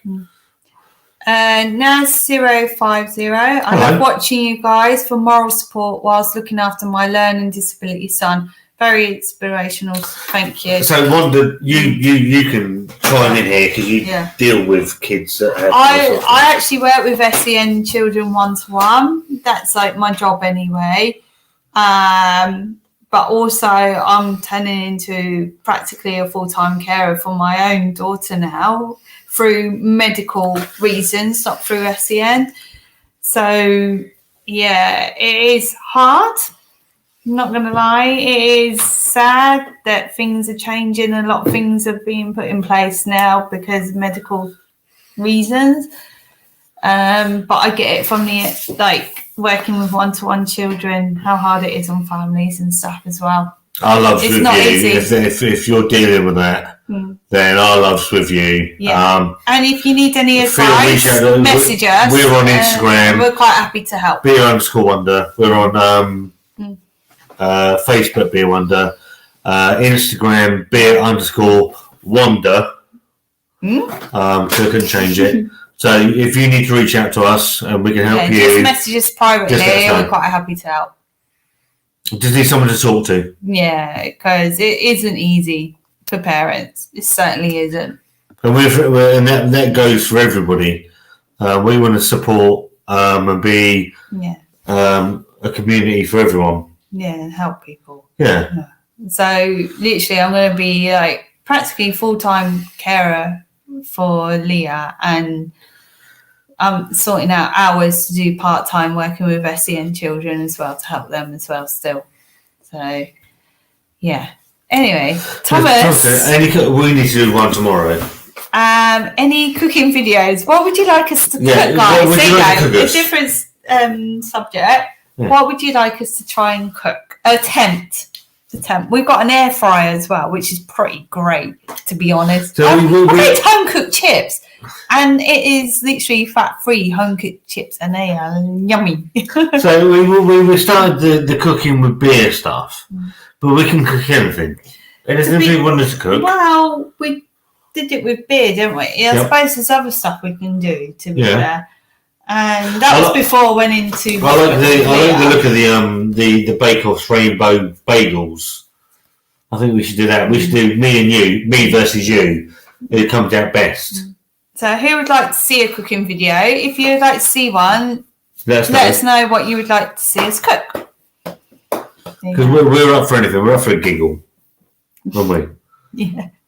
We're still figuring it out. We only just started doing them before I went away. It's not that. It's you can bog yourselves down and stuff, or you can have a bit of a giggle, and we like having a bit of fun, don't we? Yeah, and I'm stirring my words right here. And enjoying the food after. I think you need some food in a minute. Yeah, we're 5 minutes and we're gone. Yeah, because we ordered food and we've got to have it. Yeah, I'm looking forward to it. Yes, I'm alright. I've got a mixed grill. Have you guys had food tonight? What have you had? Anything nice? We like a Chinese sometimes and a curry. Love a curry.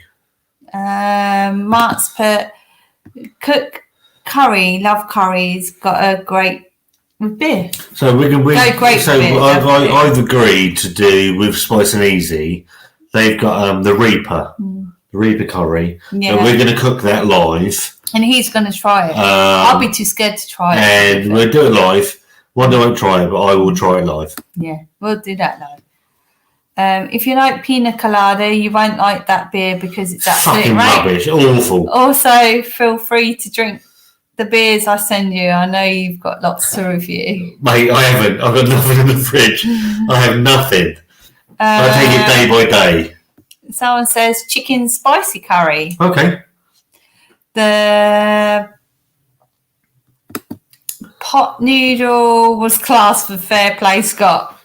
I couldn't believe it. He got so bored while I was I tell you, how genuinely how that came about was he's joined in tonight and fair play to him.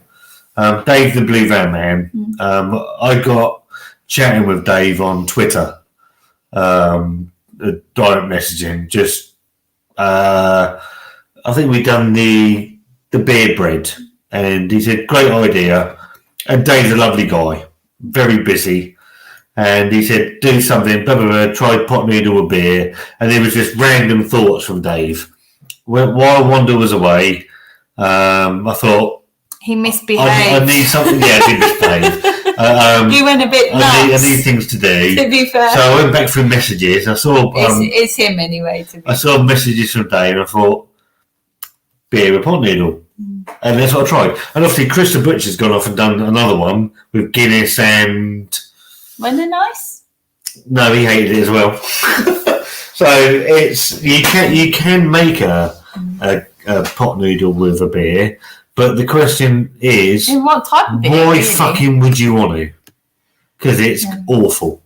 No worries, Thomas. People, I'm going to share his channel tomorrow on our community. I think we should put it on our community. Yeah, we'll put it on the community tomorrow. People that don't. Thomas has followed us from day one. Literally, he has always supported us. Thank you, Thomas, for that. Thank you. Yeah. We're going to promote his channel tomorrow. I'll do that. That'll be on there. Community page, for our community page. Go and give Thomas some love. And the 40 people are still watching us. Thanks ever so much for sticking with us. Yeah, and putting up with us. We're 3 hours in. Oh God, are we actually? Oh Jesus Christ! Oh dear. It's only been an hour. We do apologise. We were going to only just do an hour, and somehow it's ended we were governed by Lee. Lee's a very. I've only done 2, to be fair. Yeah, Lee's a busy man, and we were very privileged, really, to pick him. The brewery's really lovely to visit as well. To pick him for an hour. I said an hour and a half max, and he stayed on for 2. Right. We've got a lot of time for Lee. Lovely, lovely man. I think we better go and have our dinner. And we're done. Yeah. We're going to have our dinner now, guys. But thank you for joining us and watching us. Come and check us out on the 28th. Halloween Oktoberfest. Dress up if you want to. It's spooky and scary. Send some pictures and I will share them. Yep. Somehow. I've got to figure it out with technology. I'm pretty useless. Hey, man. Come and say hi. Is it 28th? 28th. It's on the Wednesday anyway. 28th. 7:30. 7:30, 28th. So hope to see you guys then. So yeah. Take care, guys. So just last few enjoy your food. Cheers, Mark. Cheers, Kev. Thank you for joining us. Thanks, Toby. Yeah. We like to watch Netflix and Disney Plus too. Just ordered batter sausage with curry sauce. Oh, recommended by Real Ale Beer. Simon's a good man. And on that note, bye guys. Love you loads. We'll see you soon. Thank you for joining us.